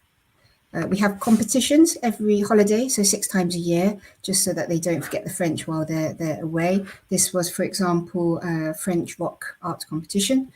This was a drawing with some Frenchness within it, competition, a French bake-off, which is a nice idea from the British Council. So the students will download a recipe in French, they have to translate it into English and then create that recipe themselves, take pictures or videos, and then we judge the winners. Some other work that they did, there's a poem there and a word search, and also collaboration with other subjects around the school. So this was cross-curricular for cookery class during pancake time for them to make crepes. This was with science, for starting STEM week, working on the life cycle of a butterfly using French. We also have French breakfasts at the school, so we open half an hour earlier. The students can come in, they have to order in French. The teachers from the MFL department will sit with the students and converse in French for the half an hour, asking them questions. This was really useful, especially for the year 11s just before their mock exams a couple of weeks ago. There's an annual poetry competition whereby the students have to recite French poems. We can select it for them or they can select their own. That's within the school. And then we also might compete with other schools. And there's also some universities that run it for regional schools as well. So just to play a little bit of that, for example. Io forbi de 18 metri, avec un chapeau sur la tête. Okay, you get the idea. So taster sessions, this is to also give them some immersion, but at the same time to give them, to raise the profile of the MFL department. So recently we ran a Chinese calligraphy workshop. Other taster sessions could be just one-off insights into Boule, French movies, or whatever the language is, gastronomy, talks from universities, or visits from professionals who have used languages in their careers. Again, this is not mine, but something which is quite useful. It's been separated by year groups, so we can give this to the students to let them know what programs they would be able to watch in target language at home, and also some websites here where they can hear the news over different topics depending what their preferences are. Signage, something that we're creating at the moment around the school. So for every single sign we have, be it entrance, exit, fire exit, keep left, keep right, art department, etc. So above the English sign, we're going to put French, so that everywhere they're walking around in the school, they get to read the French as well. We do forum updates every day, so all the students in our school have electronic devices and have access to MS Teams. So we might post a photo with some French or a bit of news, so they get to read. Lunch clubs, of course, a lot of people are doing a homework club, which is more compulsory for those who are not regularly doing their homework. So that's it, just a quick bit of information, and I hope there were a couple of ideas which might be able to be taken away. Thank you. Thank you so much, Lisa. That was so insightful. I think those kind of little practical steps and just to really enrich, I guess, the students' daily experience and around the school, I think is absolutely a fantastic idea. So thank you so much for your time today. Thank you. Lauren, is Lauren with us in the chat? In the screen, she is there. Fantastic. So hopefully we'll get it going this time. So we now have Lauren Holdridge, who's I'm only getting about 5 seconds of audio at a time, and then fine. Over to you. Go for it.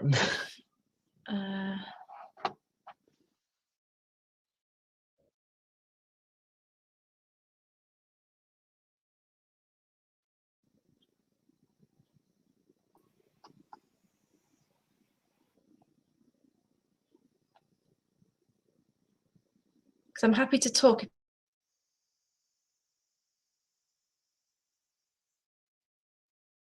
think it's dropped out again. She's frozen. She's frozen again. Yeah. Yeah, I think. Oh, we're there. Back. We're back. Yeah, I don't think I'm just in and out about 5 seconds, and then it. Yeah, I think we'll have to go. We'll pass on to the next. We'll pass on to Darren in a second. But we'll see if there's some other way we can get Lauren. It's in this presenter view, so I'm sorry. We'll keep on working on it. We'll see what we can get done. Can't even. Maybe you can record the presentation for us, and then we can put it into the we chat. can That'll be post it out, absolutely can't we? amazing, and then people can still hear you. Okay. Absolutely. So sorry about that. Darren, are you lurking in the wings? That is the question. Yes. And he is fantastic. So before I introduce Darren, obviously just a reminder, obviously a huge thank you to Pearson and to Bex as well for sponsoring our event today. Without our wonderful sponsors, we wouldn't be able to offer you this absolutely free and top class CPD that we can offer you. So please do show Bex, do show Pearson some love. And do also ask those questions to Bex regarding the new specifications as well, because we're all in the same boat. We're all trying to make those decisions, and she is the person with the answers. So I'm going to move on now to introduce Darren Lester, who will be talking about constructing linguistic identity within students. Darren's come at the end of his 16th year in teaching, which he's taught MFL and classics from nursery right the way up to year 13. This year, he started working on his doctorate in education at Reading University, and he's found it a very rewarding challenge, which, I mean, doctorate must be a pretty big challenge. He can usually be found on Saturday morning on Teacher Talk Radio, or working on, he's also an author as well. So I'm going to hand over to Darren. Thank you very much. There we go. So through the course of my EdD so far, I've found myself becoming a bit obsessed with this idea of identity, and this idea that, like knowledge, identity can be constructed. And I started to run with the theory that a lot of the reason we get learners coming in saying, oh, I'm not good at French, or I can't do Chinese, is because they don't identify as linguists. They don't see themselves as being linguists. So I've been doing a little bit of research into what it means to identify as a linguist and how we as teachers can help to build up the identity within our learners. So I found that the self is this whole thing. It's a massive concept. And our learners, particularly, I think those of us who teach in secondary, where the idea of self is being challenged and is changing, we find this in particular, but everybody will see that their children are undergoing rapid changes all of the time. And that quite often upsets the sense of self. So this idea of self is made up of 5 social constructs. There is self-knowledge, the idea, what am I like? There is self-image, is this me?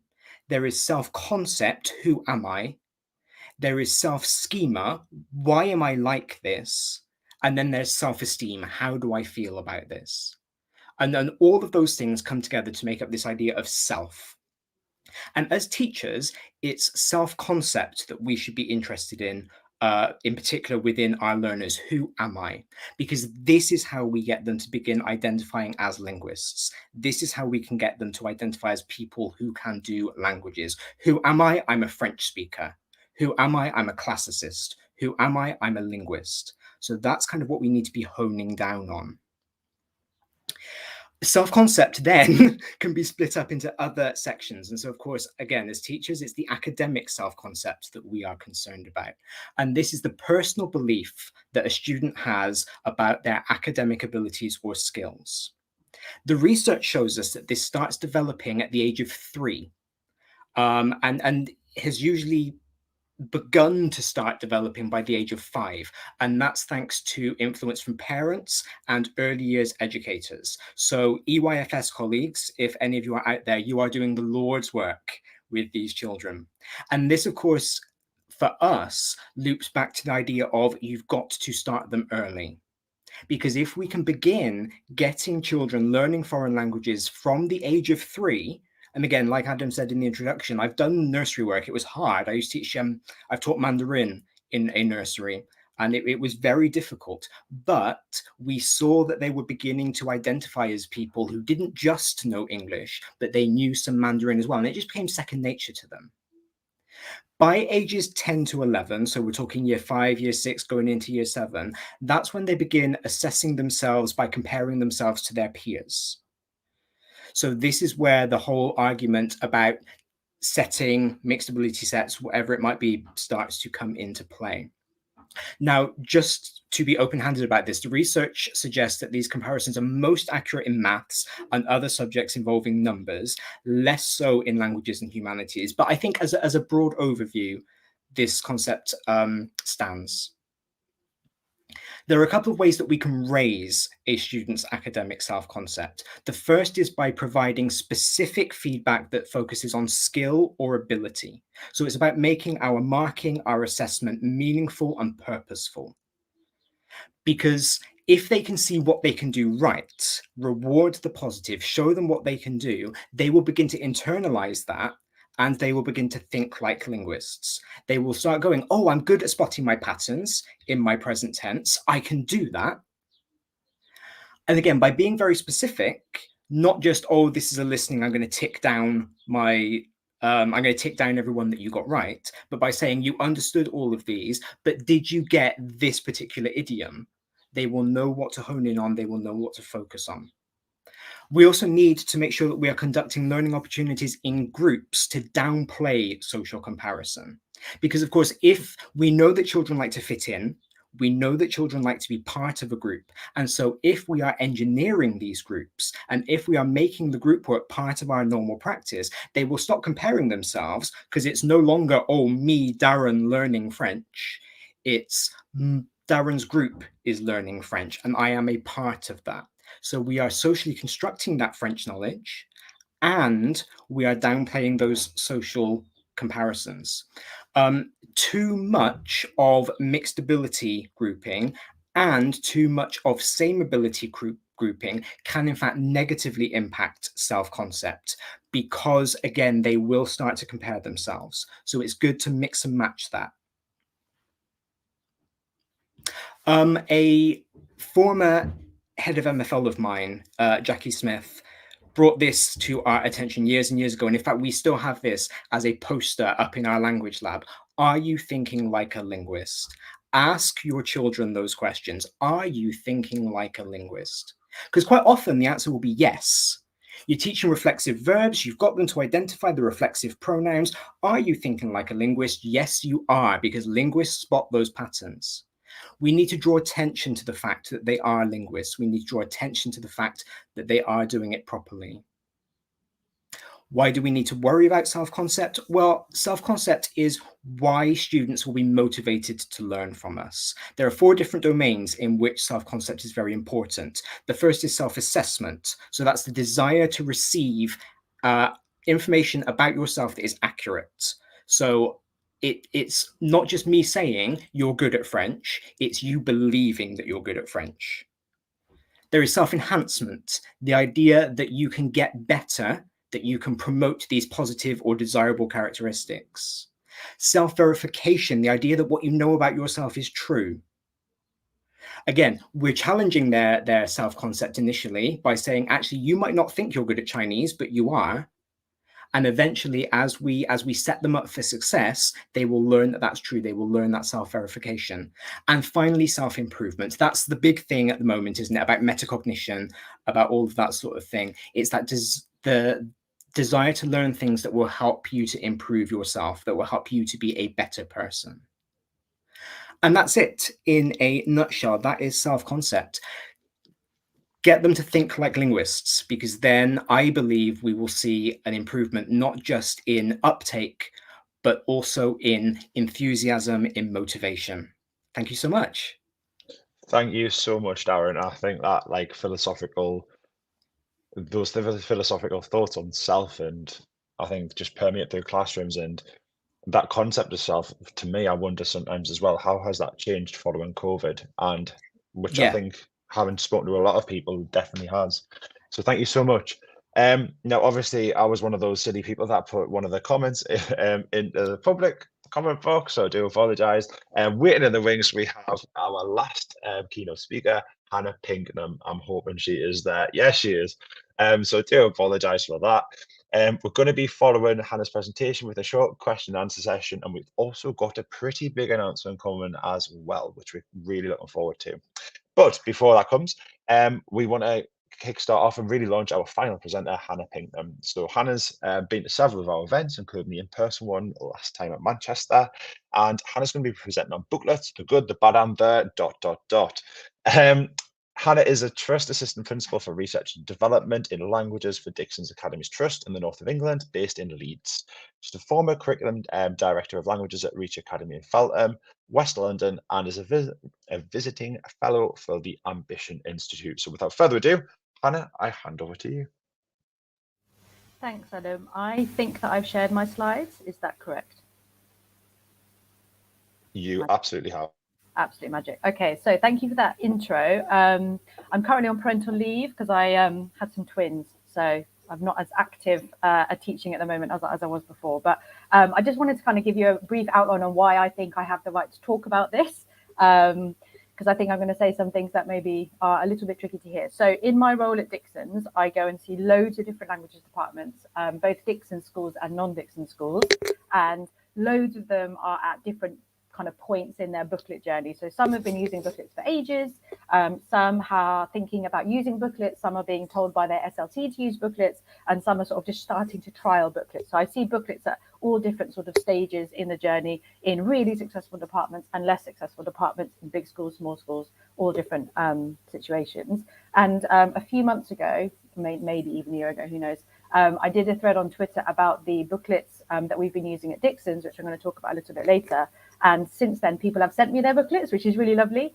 And so I've got to see a kind of wide range of what people are doing. And I give feedback when they ask for it. And sometimes that feedback is a little brutal. And so I want to, by giving this presentation, hopefully give some people some ideas if they're in a kind of booklet space themselves, and also prevent them from making mistakes that other people, including myself, have made, so that time is not wasted, because we're obviously all trying to be very efficient with our time.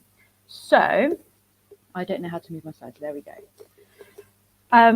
When you're thinking about a booklet, want just to be really clear, when I'm talking about booklets, I just mean probably like a Word document, probably made by the head of department, and it's got like the activities, the text, and it might be for a specific term or cycle or a whole unit. And generally these would replace a traditional textbook or PowerPoint slides. So booklets work best when they are the solution to a specific problem.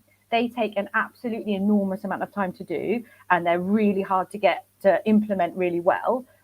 So please don't start making booklets just because you're bored in half term or you've got a bit of time in the summer. That's a really bad reason to introduce booklets. So if you're thinking about booklets, you need to ask yourself really, really carefully, what problem do I or my department have to which booklets are the best possible answer? And if that isn't answerable, then probably not booklets is my advice.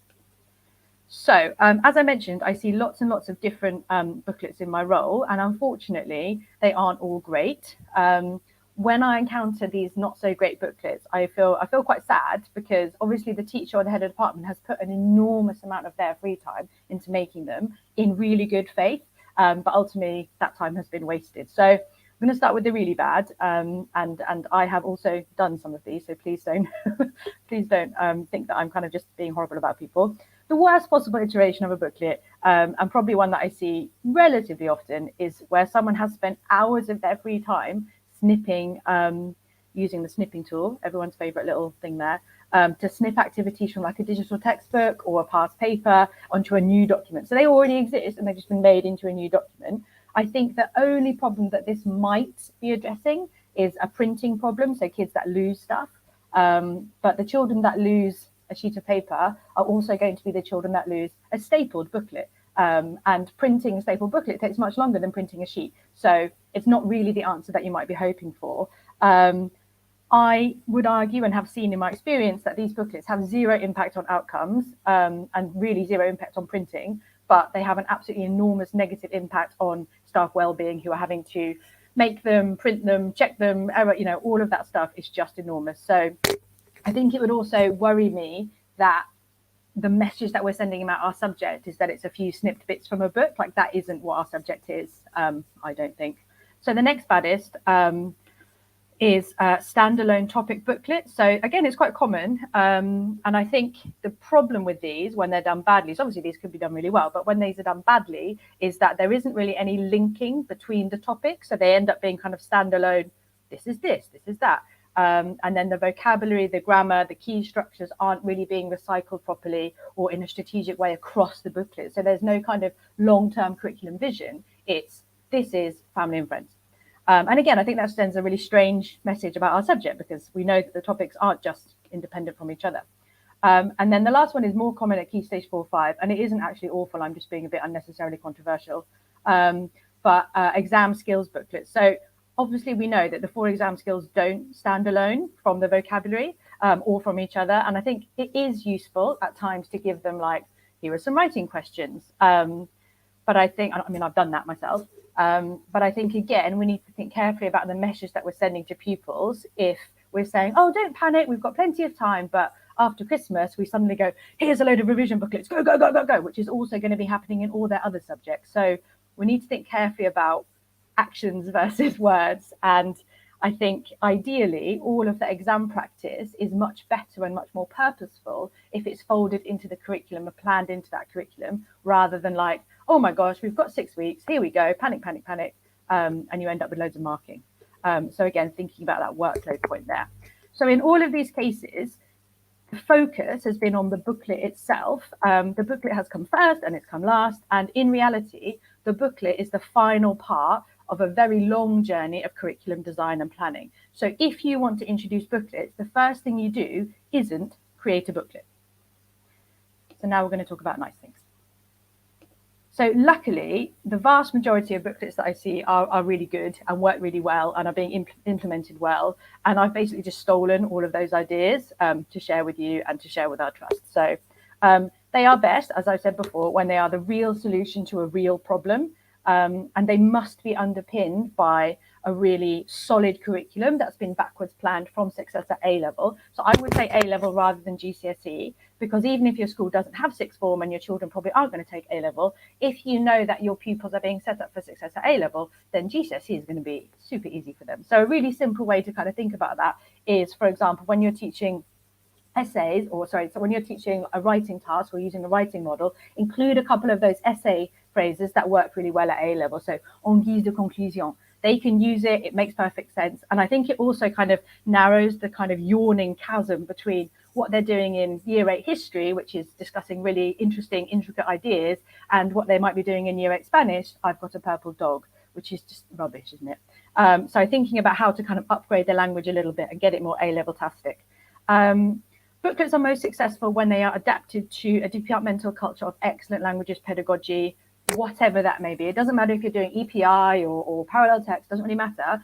The booklets need to fit you. So that's why I'm not here sharing like, this is my booklet, this is what I do, download it, use it, because I don't think that works. It needs to be tailored to you. Obviously, if you have got visualizers, they'll work best. If your setting doesn't have visualizers, that's going to be really hard. So maybe booklets aren't the right choice. So it seems really silly, but you do need to think about those things. And you kind of need to have, sorry, I'm trying to think about this in a positive way. It's really important that they aren't just reorganized snippets from a textbook, as I've said before, like that isn't impactful and that's not got that long-term planning that we need for real success. So ideally they'll contain the kind of minimum carefully curated content for success in languages. So that means that whoever's making them, head of department, whoever, needs to make really difficult decisions about content, what to keep in, what to leave out, but it allows for plenty of individual differences in teaching style. So a criticism that people make of booklets is like, oh, everyone will teach the same. But that's not true. If the booklet is done well and it genuinely is the minimum, then teachers have time not to stress about the content, but to think, oh, I want to do this activity, or I've seen this great thing, and that will fit really well with that, and to kind of widen the context. And you need to think about how much time people really have and make sure that they're getting that key knowledge. It also allows teachers to differentiate for different groups. So if you find yourself making booklets and you're making 3 different booklets for the 3 different sets that you teach, that's not a good booklet. The booklet needs to be the core content, and then teachers have the autonomy to go slower, go faster, add in, remove as they see fit. And that makes it much more purposeful. It also just avoids any feelings of stress about we need to cover the content. So that's stressful for kids and teachers. And I think, again, we need to think about the measures that we're saying about our subject. If they've studied, Year 8 German, and they get to the end of the year and they've done 60% of their booklet, like what was the point of all of that? That's an enormous amount of workload, and you've only done 60% of it. That's just silly. It's important, but very silly. Make sure there's enough space to write. So the mistake we made with our first iteration was making the writing boxes way too small and not including lines. So the writing was just, absolute gibberish. So make sure you have lines, which is really silly. And something I commonly see is people forgetting speaking. You must have an equal balance of the 4 skills. And again, I think if you say like, oh, we'll do speaking X, Y, Z. So I go and visit a school. They haven't got any speaking in the booklet. I say, when do you do speaking? They say, oh, we do it after the do now. I go and see after the do now. There's no speaking. If it's not in the booklet, you're not going to do it. You have to know yourself at your most tiredest. Most tiredest, that's not a word. Know yourself when you're most broken. February, everyone's tired, everyone's ill. Put the speaking in the booklet, and then you know that you'll do it. And again, I think we need to be careful about the message we're sending. Our subject is about communication, and if you're neglecting speaking, what is the point of it? The booklets need to be really, really purposeful. Before you introduce booklets, make sure that you have a robust and flexible plan for how you're going to implement them and how you're going to support staff with implementing them. It is really different to teach from a booklet. It is really different to stand at the front and use a visualizer, and people will need support with that. And we haven't got it right yet at Dixon's. We're still working on that, and we need to do more work on that, definitely. And in my experience, booklets and any kind of big curriculum departmental change work best when it's introduced gradually and collaboratively. So take one term, 1 year group, one topic, however you want to do it, and go slowly. And that will enable you to see any mistakes really, really quickly as they come up. You can change them without having to do a huge piece of work to rewrite everything. And then the collaborative bit is really important. It's very hard if you as a teacher are getting this thing to kind of dropped into your plate, not really any feedback. You don't really know why you're doing it. You don't really understand how they've planned it. If you are part of the planning process, you are much more likely to be invested, and it's just easier to teach from. So make sure that you're bringing people in to the planning process, and that also just makes it more sustainable. So if someone was to leave and go and find a different school, then the booklet project will still continue. You need to build in that sustainability as much as possible. Finally, a booklet is only worth having if it offers more than the textbook that you would have used. So take some moments, take quite a lot of time to identify the weaknesses of the textbook and address those actively within the booklet. So for us, it was about, oh my gosh, there's so much in this textbook. We can't possibly cover it. Let's strip it back to the core information and make sure that you're not just creating unnecessary work. So I'm going to talk briefly about what we have done at Dixon's. And again, it's not perfect, but it is a work in progress, and it might be useful for people to see. So the problem that we were addressing is that Dixon's has a mix of turnaround schools, startup schools, very, very successful schools, less successful schools. And the situation with the turnaround schools is that they often have no legacy of support in languages, of success in languages. So they're kind of starting from scratch with curriculum, but also really, really working hard on behavior. Turnaround means they've been taken over because they're failing school, and the culture bit is the huge priority. In a startup school, they don't have those same problems, no sort of legacy of failure, but their culture is kind of being born. And so they, again, still need to focus on culture and not have loads of stress about curriculum. So we decided that if we create booklets to give to these schools, then the teachers can use a bit of planning time to look at the booklets, but they're not spending loads of time worrying about PowerPoints and resource creation, and they can focus on that huge culture work that is really what they need to be doing. We agreed that we would start just with year 7 and year 8. Due to the new GCSE changes, but also because the existing provision for those year groups was weakest. So we're kind of really very focused and focusing on problems that we need to address. The first step was to agree that there was broad agreement, we say, on core knowledge that pupils would be expected to have mastered by the end of year 8. So that's things like the topics they cover, the grammar points, and any meta language with some common definitions there. This led to quite a sort of fiery discussion about accents. And topics that people hold close to their heart, but in the end, we got there. And no one is banned from doing a topic just because it's not on the core knowledge. But this is just like everyone will do this. And if you desperately want to talk about pets, talk about pets, but make sure you've done the other things first. So these are kind of like the minimum expectations. So Hannah, you've got 1 minute left. Oh my God. Following that, I then sequenced the topics into a scheme of work for 3 cycles for year 7 and 8. And this basically followed the textbook with some tweaking and removal of content. And I am going to talk about more important things. So once the curriculum had been sequenced, we agreed on the common pedagogical approaches. I did some CPD, other heads of department did CPD. And the key thing I think we're most proud of is that it is more than a textbook. So we've really reduced that content, but we've also made sure that we have got really clear, explicit recycling of topics, explicit recycling of strategies for exams, of vocabulary. We've got a hugely much more diverse range of culture, so lots more Latin American stuff going on. And the equality, diversity, inclusion piece is just so much better than it was. So we've got a really wide and inclusive range of families being represented, beliefs, social classes, and abilities represented throughout our booklets. And we're really, really, really proud of that. So if you're thinking of using booklets, then ask yourself, are they the answer to a question? Go and see successful schools where they're being used. Make sure your curriculum and pedagogy is tight. Make sure you've got the kind of hardware in place, and make sure you've got time to put it in properly, and to make sure that it's a sustainable project. That's it. Thank you. Sorry for going over. Thank you very much, Hannah, for that. Really, really insightful there. And I think some really, really pertinent points touched upon there more than anything else. So thank you so much. So that's the end of our presentations today. We're going to be having a question and answer session coming up where we're going to invite our panelists back in, our presenters back in to form a panel.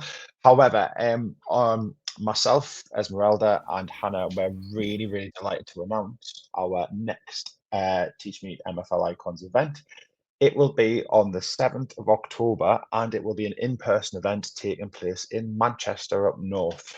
We're looking as well to have some other events further down south in the country as well, to obviously try and get as much of length and breadth of the country as we can. But we really, really hope that you save the date and that we do see you at that event. It would be lovely to see you in person. Obviously, the usual, have that networking opportunity and just really share some really positivity, some good vibes, and some expertise there. I don't know if either of you two want to add anything on top of that. I just would add that there is a bar. There is a free Yes. I forgot the big sell, Esmeralda. I forgot the big sell. It is a very relaxed event for people just to mingle, to learn a little like this, but with a free pass. You can bring your lunch with you, and it's just a really, really genuine, lovely event.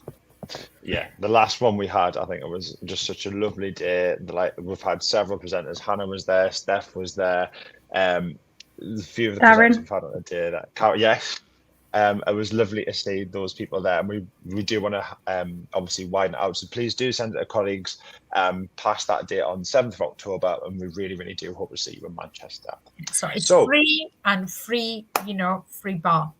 Yeah, and on that note, our events wouldn't be possible without our sponsorship from our sponsors. So once again, thank you to Pearson for sponsoring our events. It is the only way that we can make these events, both for our online and our in-person events, free for you to attend. So we really appreciate the support that we have from our sponsors and from Pearson for today's event. And on that note, I haven't been organised this time, but the sign up for presentations will be up soon, and we'll be sharing that on Twitter, so that will go out soon, and we'll hopefully sort the presenter lineup out before the summer holidays, so you know who to expect to hear from during the event in October. So that's the 7th of October in Manchester. I think what would be lovely to mention there as well is the likes of Steph mentioned and her colleague. If you've got anybody that you think would be up for presenting as well, we want to be a platform, not just for experience for the veterans, for the vanguard, I guess, of presenters. We want to really, really push out those new people, those people who are maybe wanting to dip their toes in, because it is a frightening experience the first time you do present. I mean, I'm sat here presenting, and I'm absolutely petrified, but that first time, we're a close, tight-knit group of obviously coordinators, myself, Esmeralda, Hannah, and we will support you as much as we can. So if you want to dip that toe in, or you know somebody who wants to dip their toe in at presenting, please tell them, reach out to one of us, and we'll be happy to get back in contact. And it is a lovely atmosphere, and the community itself is just wonderful. So please do put them forward and spread the word. So before we wrap up, I think the only last thing left for us to do is to put to our panel Q&A discussion. I've only got one question so far. I don't know if I've missed anything. So speakers, if you would like to come back in. Lisa's here. Hannah, I think, are you still there? I'm not sure. You've turned your camera off, so I'm not sure if you want me to add you back in or not. The other thing, just before everyone does start to leave, I can see the numbers starting to drop off, and I know a few people have sent a message to say that they need to leave. Can I just say a massive thank you from us to everyone for attending today, and a massive thank you from me to Esmeralda and Adam for leading the presentations and introducing all of our speakers this morning, and Also, a massive thank you to everyone who's given up their time to present this morning. The presentations have been fantastic, and there's been a great deal of discussion both in the comments and on Twitter, which is fantastic. And to yourself, Hannah, don't forget that. I mean, Hannah's been learning in the background doing all the tech, so a huge thank you for that. So do appreciate it. Right, we have Hannah back. We've got Lisa back with us. So I'm going to open up to the first question. The first one, I think it's quite an interesting one. It's from Karine, actually, and it's more of a general one. How can you go about getting a pen pal school? Anybody, any practical ideas for that? I'll open it up. So for us, we just went a really easy route. We went through, there's a few pages on Facebook for connecting with pen pals, just checked with the school that was all fine, contacted them directly, spoke with them, talked about the school, and then we just got started straight away. It was really easy. What kind of things as well, Lisa, in terms of, obviously you mentioned checking it with the school, was there anything in particular that you had to like run through in terms of safeguarding or? Yeah, so for example, needed to check the media list to make sure before we did a video call that any of the parents of our students didn't want their child's face to be public. Similar for Padlet. We did not, in any, for all of the pen pal letters, it went through me and through the French teacher so that we could ensure there was no social media being passed between the students until obviously that was going to be allowed. Amazing, thank you so much. Anything else from anybody else on pen pal schools? I can actually just add in that the Global School Alliance can help you find a partner for pen, just for pen pals or absolutely anything. So you'll already be lost and you don't have any partners at all. Get in touch with them and they put you in contact with any schools in Spain, in France, and anywhere that you want in the world, but mainly in Europe as well. So you can start projects going on, and the service is free. So I think it's great. Thank you very much. The next one's from Helen French, and it's been directed to Susie, but Susie had to unfortunately leave us. But I think I'll open it up to the floor because I think it's a really interesting proposition. Helen asks, do you ever do a whole lesson on phonics or can't get my words out. I think I need a bit of phonics practice. Do you ever do a whole lesson on phonics, or are phonics always done as part of lessons?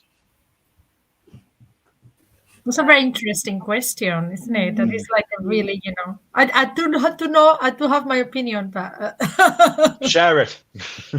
Well, I think it should be embedded. I very rarely do just phonics lessons. Like I know some people just like, oh, today is a phonics day, and then we do a sound every time. It's embedded. So what we do is that we think very carefully on the words that we're going to teach. And from day one, so they incorporate the sounds that we want to teach.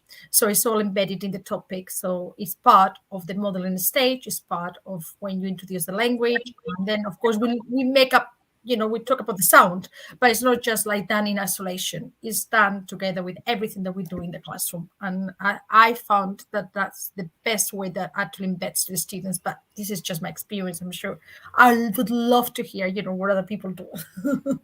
Yeah, we're very similar to Esmeralda, what she just said of embedding it into our lessons. It's obviously an integral part of every lesson. It's been one of our key areas of focus this year, actually. So what we've done is we've created like little flashcards that go around everybody's boards in their classrooms, which actually are the numbers 1 to 12, because most of the phonics are included in those numbers 1 to 12.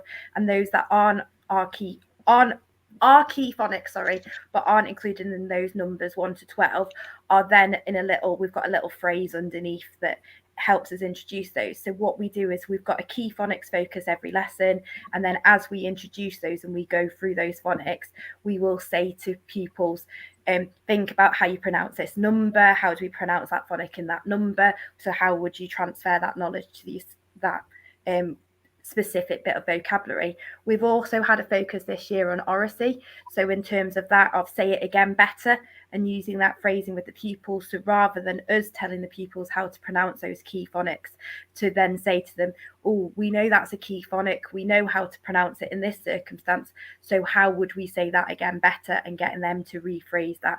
So that's been an integral part of our scheme of learning this year. Amazing. Hannah, Lisa, anything you would like to offer up? I have done a whole phonics lesson.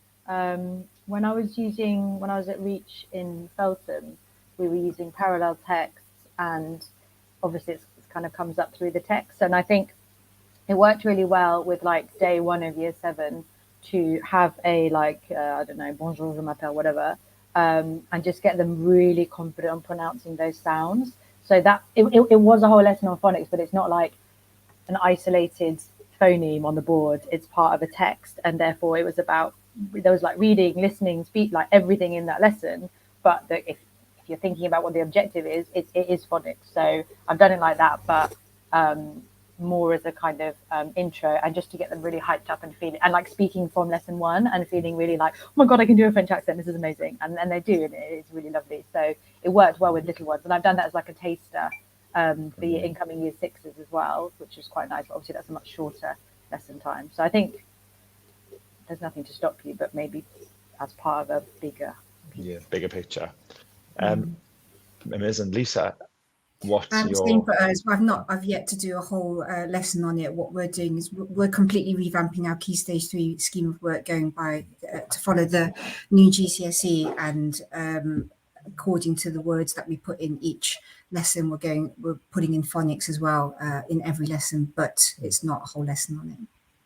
I think it's interesting, the question. I know, for instance, where I did my teacher training in the northeast of England at Shotton Hall Academy, the Academy of Shotton Hall even, sorry, they do a whole term on phonics and really, really nailing the French phonics. And I think she's called Charlotte Shotton on YouTube, but you can see her go through her phonics, and it's quite interesting. It's really, really embedded. And that was one of the first things that kind of came to my mind when obviously the new push was coming to me, was to re-explore that avenue.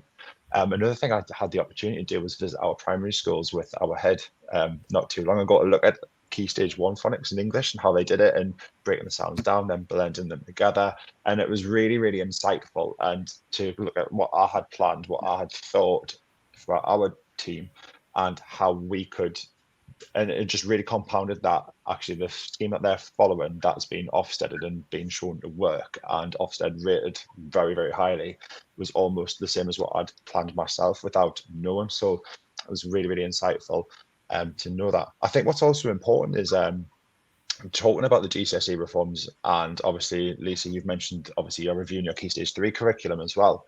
How are you going about that process of curriculum reform for Key Stage 3? So we are we're a MAT. There's about 27 of us, and every Tuesday we're meeting up with the network lead, and we've been building on that curriculum as a working group. The base was basically taking the new 1,200 words from the foundation that is required, and we're using that. So I think it's about 100 words per term that we're trying to introduce, and then from that we're kind of just do the Key Stage 3 first, and then I'm going to work on the Key Stage 2, going down from that, and then the Key Stage 4. But it's basically based on that vocabulary, the grammar, obviously the phonics, and there's also a strand in the scheme of work for target language that we're inputting, if that makes sense. Amazing. It's a bit hard to say it all without showing it. Yeah. Has anybody else, I don't know, Hannah, Esmeralda, have you started like looking at that as well? Because I know like Key Stage 3 is definitely on my mind as well. We actually going, I was going to go to new school, and that's something that we're going to start doing that like in July, thinking, and something's going to be like little by little. But the main thing for me was been to look at the list of vocabulary at the time. Look where because the topics haven't changed that much anyway.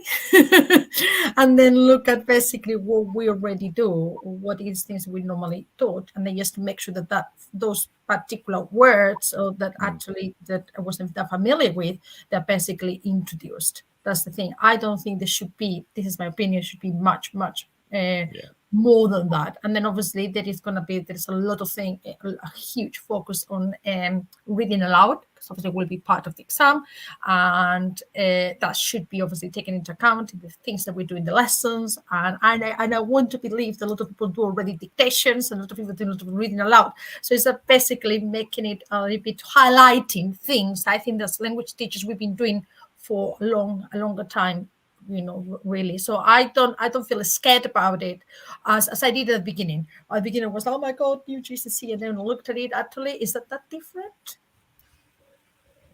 Absolutely. Hannah? the two Hannahs. Yeah, Anybody want to go first? I think for us, we've not, very similar to Esmeralda, really, focusing on dictation, reading aloud. The main thing for us in the past, obviously, writing prompts have been in the target language, so transferring those into English and having a look at those in more detail in terms of that and how the dictation task is different to what we've been doing in lessons already. But obviously, there's quite a bit of work to be done between now and then to start changing the scheme of learning. But there are quite a bit of similarity and overlaps, aren't there? And hopefully we've gone through the vocab list and we've started to adapt, making sure that we're using the vocabulary and that any synonyms, that we're avoiding the use of synonyms and focusing on specific vocabulary from that list. So really just starting to work on that now. Amazing. Hannah, anything? No? Hannah, coordinator Hannah, I believe you have, I mean, this is just too much. Coordinator Hannah, I believe you had one final question for other Hannah. Yes. So from one Hannah to another Hannah, I think one of the questions, and apologies that I can't remember who it was from, but somebody asked in the comments, could you give an example of how you embed a speaking activity into your booklets? There was also another request to see if you would mind sharing an example of a booklet or some activities. So I wondered whether you would be able to do that after the event as well. So I have a thread on Twitter that has pictures of the booklets we've done at Dixon, so feel free to look there. A speaking activity. I mean, it's so so basic. We just, so for example, one that we really like is one of the pyramid thingies from Mr. Gianfranco Conti. And so we put the pyramid in where they read aloud. We do one pen, one die. It's not revolutionary. We're just putting stuff that we know works well into the booklet. Obviously, the teachers are totally within their rights to say, oh no, this class can't handle that level of excitement. We'll do something else. That's totally fine. But I think we have found that having the speaking task there means that they're thinking, I need to do some speaking. And I mean, a very simple one is they'll do like let's say a translation. And underneath that we have, and now read it aloud. And we're just starting to think about that new GCSE and reading them aloud. So it's really, really simple. We're not doing anything jazzy at all. Nice. Thank you. I think that's a really important point that you touched on there. And I know Samia in the chat has said she embeds phonics in each lesson, but if it's too long, it can lead to poor behaviour sometimes. I think that's a real consideration. Obviously, I think that's a really, really important fact. So I think on that note, we are about ready to wrap up. Obviously, it's a beautiful Saturday down here in London. I think it is across the country. We'd just like to thank each and every one of you for being with us this morning. My thanks to Esmeralda, to Hannah, to Tom, who's been lurking in the background, to Steph as well, and also to Nathan, who does the graphics, who's like our little unsung hero, who just creates these wonderful, wonderful graphics for the presenters. We do hope it's been really, really useful. And obviously a huge final thank you to Pearson and to Bex. Without their support, obviously we can't put on this free CPD, we can't put on the free event in Manchester on the 7th of October without their help and their support. So a huge, huge thank you. Bex is willing to answer any questions following today's presentation. So do reach out to Bex, because I know for a lot of us up and down the country right now, we want to make the right choice for our students. And obviously she's in the position to advise on their latest offerings for Pearson. So a huge, huge thank you and have a wonderful, wonderful Saturday from all of us. Bye-bye.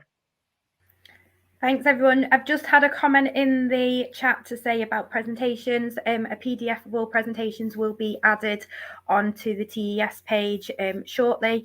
And also, if you go back onto the link that you've signed up for this event using, you'll get a recording of the event shortly as well. But thank you very much. Thanks to Adam and Esmeralda for presenting, and thanks for joining us today. Have a good Saturday afternoon. Thank you to everybody, and enjoy the rest of your day and the weekend with lovely and glorious sunshine, hopefully where you are. Yes.